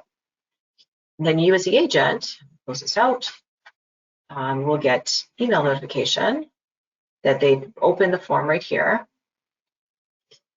and that they've completed it. And now I can go back into TransactionDesk. I can open up my seller's disclosure statement, and I should see what they just typed in here. So I had to do this with a client in Arizona who did not have a printer, scanner, or anything. So here it is. So it shows that they marked these items. It shows a sub pump overflowed, that they had water in the basement, 20 years old on the heating, whatever it is. So again, all they're doing is you're allowing them to go into TransactionDesk, and it's going to take them directly in there right to this form, and they're just going to fill this form out and save it. So they're not doing anything else in the system, but this is it. And then tell them they'll sign it later. The other form was our data sheet for our residential property. So I'm going to hit transaction forms again. Now I'm going to hit my data sheet. And I'm going to fill this out. So let's do data sheet down here. And I'm going to have you fill just a couple items so I can show you how this is done. So when I do a listing, I come into my data sheet. I fill in everything that I possibly know about the property, anything I've pulled from tax records, and fill in as much as I can. Then I meet with my client. I fill in whatever's missing with them. And then I will come back and I finish it off. So then I put in whatever's the missing items are, because once I have this done, I can now send it to Paragon and create a partial listing, and that will allow me to finish it up and make it active, add my photos, add documents, and it will save a ton of time, not just for yourself. If your front desk staff is the one that actually inputs these for you, then you're saving them time of inputting and saving you time from double checking what they put in. There's no typos. So I will come in, finish it off. So I'm going to just make sure that I've got it says sale. I've got what type of property and the price in here, and listing expiration date. Just because I want to show you how to send this, and there's certain things that have to be in here. I need to make sure that it has the area municipality in here. So this one is in Shelby, so we're going to do Shelby Township. And then I'll do also the school district. So do Utica Schools. And then that should allow me to send it. So I'm going to show you where that little button is. So Utica, whoops, we don't want Vassar Schools, we want Utica Schools. Where are they at? There it is. Okay. So once you have those items in, and you know, when you're really doing this, you're going to make sure everything is filled out as much as possible. You're going to go back to the top of your screen. Make sure you save it. So I'm going to save this. And there's a button now that says Upload Listing. The only time you'll see that is when you have this data sheet open. When you select Upload Listing, It's going to take it into Paragon. It's going to first tell you that it's been saved, so I'm going to wait a second to make sure it goes through. If you get an error, it will tell you what's missing. So if you didn't fill in the top section, this one line here, and make sure like area and everything is in there, then it will give you an error. But we just have to just go with it here a second. It does take a minute. But the idea is it will save as a partial. It will not be live. Then you're going to go in Paragon, you're going to go under your partials, and you're going to make the changes and finish whatever needs to be, made active. There it is. Oh, it says Mail City is incorrect. So let me go back and see what I missed here for Mail City. Oh, I missed it. So again, it told me I missed the Mail City. So I'm going to go down to Shelby as well and fill that in. And we'll try it again. If yours worked, then you can go back to Paragon. And then we're going to go into Listings Maintain Partials. There's my Shelby Township. Let's try this again. It should work hopefully this time. If I didn't miss anything else. And then I will show you once you go in there. So once you get in there and you click on Listings Maintain Partials, it should open up as a one line, and then you can click on the action and actually maintain it. So it looks like it's about to send it over right now. You just want to make sure it goes through, because if it doesn't go through in here, you won't be able to find it. So you just want to make sure you get to the point where it says this has been saved, and it'll give you a partial MLS number. And Divine's running slow here for a second. Let's see, there it goes. It was, okay, so it will successfully send to the MLS system. Perfect. That's what I want. So now I'm going to go to Paragon, Listings, Maintain Partials, and I want my partials. And there's my Tundra. So then all I'm doing is at the very end here, select an action, maintain partial. Now this is going to open up everything that you need for your listing to complete it. And you'll see here on the left side, I can add my pictures, I can add my documents. And then if I scroll through this, I can see what's been filled out and what's missing. So this will save you and your front desk staff a ton of time. So use this, honestly, it's going to benefit you. And I used to just input everything individually. It drove me crazy. So this was the best feature they had, as far as I'm concerned. It helped and saved a ton of time. So that is how you fill in a data sheet and just hit that upload and drop it into Paragon as a partial. And then you'll make it live after you're done with adding photos and documents and so forth. Okay, so that is everything in here. So we've basically gone through everything. The only thing that I haven't is I'll show you in settings real quick how to set up a couple things, and I'll show you these icons. I'm sorry, we're running over on time, so let me save and exit. And I'm going to take you to, so if you go back to Transaction Desk, and you can go back to your dashboard or wherever you're at, it doesn't matter. We're going to go to the left side of our screen. I'll show you these shortcuts. I'll explain what they are. So again, there should be 3 lines that are green in the top left corner of your screen to open these up, because you see the icons, but they don't tell you what they are. So dashboard is your main dashboard of the system. So this is your Transaction Desk dashboard. This has everything in it. If I go back to the 3 lines, transactions will open up the folder with all of your transactions. So again, anytime you create a listing or a selling package, as soon as you click on it and it comes in here, it will create a folder for you. And then you can click on these and open them up. You can click the 3 dots here, and there's some options here to go into the transaction itself. And you can always select and go in your basket. And there's always, well, this allows you to flag. There should be an option for you to delete some of these as well. Okay, from under transactions on the left, you've got your pen, which is your signings. So every time you create a signing, this comes in here. So all your signings are in here. So if I need to just find a signing without going to the folder, I can come in here and find my signing. And you can see it shows if it's been completed or not. There's a trash button here. So if I want to get rid of any of these, I can select them, and you can be trashed as well. And then you've got your 3 options here with the 3 dots as well. Just view the signed PDF, certificates, the documents, copy it, duplicate it, see the signing details, and delete it as well. Under signings, the next form is going to be forms. So if you click on the 3 lines, forms, again, if you just want to look what forms are in here, this is the best way to get to them. Under forms, you have documents. This is where your PDFs go. So if you go to transaction folder at the bottom, this will open up all the transactions with the documents in it. So it will give you all the different addresses for everyone you've created. I can't even tell you, I probably have hundreds in here. Okay, back to the left side of your screen. If you do any tasks, it will drop them in here.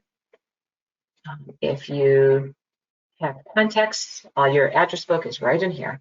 So you can always come back and modify these by clicking on their name and opening them up. Partners, if you have anyone involved here that you've actually selected any of these, and if you're paying additional for some of these items, you will be able to see those in there. And the last thing that I want you to see is settings, and this is where I want to take you real quick. So under settings, there's quite a bit in here. When you have time, you can go through like your preferences and make sure all your information is correct. Linked applications, this allows you to put the app on your phone and use TransactionDesk on your phone, because you can download TransactionDesk on any phone. That's not a problem, but you need it linked to your actual linked to your TransactionDesk so you can be able to see everything. So if you do just TransactionDesk on your phone, you won't have it linked to your phone. So this is where it gives you this activation code. So for example, if I download it, it's going to ask me for activation code. So then it links the two together. So all my information's in there. So if I hit activation code, it gives you a code that's good for 15 minutes. So you would go to TransactionDesk in your Play Store or in your Apple Store, download it. Once you do, then you go in, it's going to ask you for this code. So again, 15 minutes, it expires, then you have to click on it again and a new code appears. Okay, so you can do this for your iPad, for your iPhone, whatever you'd like. I love the app. The TransactionDesk app is great. I've used it. My eyes are horrible, so sometimes I have to zoom in to see things, but it's much better choice. Okay, if you go down further, clauses are in here. So if you decide you want to add clauses, you're going to go under clauses, personal clauses, and you're just going to hit add in the top right corner. Add a new clause. You're going to name it so you know which one it is, and then you're going to type in exactly the wording as you want it to appear on your contract. So that is how you create those clauses. So then in TransactionDesk, you'll be able to see those clauses and you can drop them in. Okay, so I'm going to go back to home real quick here, go back to my settings here, and the other thing I want to show you is transaction templates, and that's how do you do your templates in here. So this is how you select all the forms that you want and drop them into one. If you have any in here and they show two people on them, those are created by your office. If it has one person, that is one that you created. So then you can come back in here, open that up, and make any changes. If you want to create one, you're just going to go to add at the top right corner here. You're going to name it. So you're going to say buyer package, residential lease, listing package, whatever you want, commercial. You're going to select the type. It should match what it is. So if it's a residential lease, you should have residential lease. You can name it. So I'll do house, and then hit save. Now it gives you an option to add checklists, contacts, documents, forms. That's where we want to go. Forms is going to allow you to go through all the forms and select what you need for that. So if you need disclosure regarding agency, lease contract, whatever you need, you will come in here, add it in. Let's go back to D's for disclosure regarding agency. There it is, select it, add it, and then it drops it in here. So everything in here, when you select that template, now will drop into your transaction. And that's how you do that. Okay, and that's basically it. So again, settings will take you through. There's other items in here, but I know we're out of time, and I had a question I have to answer for Debbie. So again, you've got options in here for quite a few. So if you go through them, but the link application will add your iPhone, iPad. Your clauses can be added in here, and your templates can be added in here. Okay, so let's go back real quick. I'm going to go back to my house here. I'm going to open up my Houghton link, my last one, and I'm going to show you. I believe Debbie's question was how to add those, to auto add those signature lines and initials. So to do those, I'm going to go into my signings, and here's my offer. So let me do a new one because it's not going to let me do it there. So just test, save. Okay. So in order to add those, they have to already be created. So if you don't have any created, you won't have that option. But if you have them created, you just add your form. So I'm going to add a form in here. So let's say my buy and sell agreement real quick. Okay. And then I'm going to go to my layouts and layout options. Oh, you know what? I got to add a contact. So let me go to my signer. I'm sorry. Let me add my signer real quick. Add new. And actually have participants from transaction. Here we go. So I will add myself, for example, and I'll be the signer. Perfect. Okay. And then here it comes up automatically. But if I don't get anything, go to your layout options, apply layout. And then it's going to show the document that you have, and then it's going to give you a layout name. So then you're going to click on that and find one that matches. So for example, I have a buy and sell agreement, but if I went back in here and created another one that's revised or updated, then I want to come in here and look for it and make sure that I have the correct one in there. Because what happens, like here's a purchase agreement. If I use this one, for example, I assign signature layouts. If it's not the correct one, then your signatures won't go in the right box. So you can see here, I used a different purchase agreement and it dropped it down here. So it is reading by the document name. So if it's the exact name, then it knows that's the correct one. It puts it in the right spot. And that's how you do it. So again, just in signing, make sure you have your signer, your documents, go to layouts, and you're going to apply layout. Now, if you want to create one, then what you do is you want to put in all your boxes first, then go to create, and then save it. And that'll save it in there for you so you can use it next time. Okay, does that answer Debbie's question?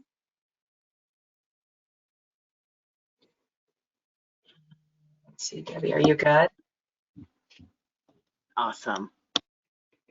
Okay, so I think I got through all of it, and I did hopefully just a little less than 10 minutes over. So I apologize for the class going over. I apologize if I was talking too fast. I was trying, there's so much in here, and honestly, there's more, and I haven't even showed you everything. There's a lot more to it, but that's where those handouts come into play. Those handouts have step-by-step guides. Please use them if you're trying to play with it, because it gets frustrating sometimes trying to figure things out. So this will help you. And also our classes come as often as you'd like. We're here to help you out. So is there anything else, Deb? Did I miss anything? Looks like we're good to go. Thank you very much, Lisa. So you're writing your text message to Tracy. Oh, gotcha. Yeah, I was just looking right now to see if I had any. Oh, looks like we have another question, maybe. Did Maury have a question? Oh, that was a thank you. Oh, yeah, Maury's got her hand up. Oh, and it's down. Okay. Okay, you're welcome. All right, well, I hope it was helpful. Again, I apologize if I went too fast and if I completely overloaded you, but those handouts, play with it. Honestly, it will get easier if you just play with it. So I hope everyone has a great day. Thanks for coming to our class.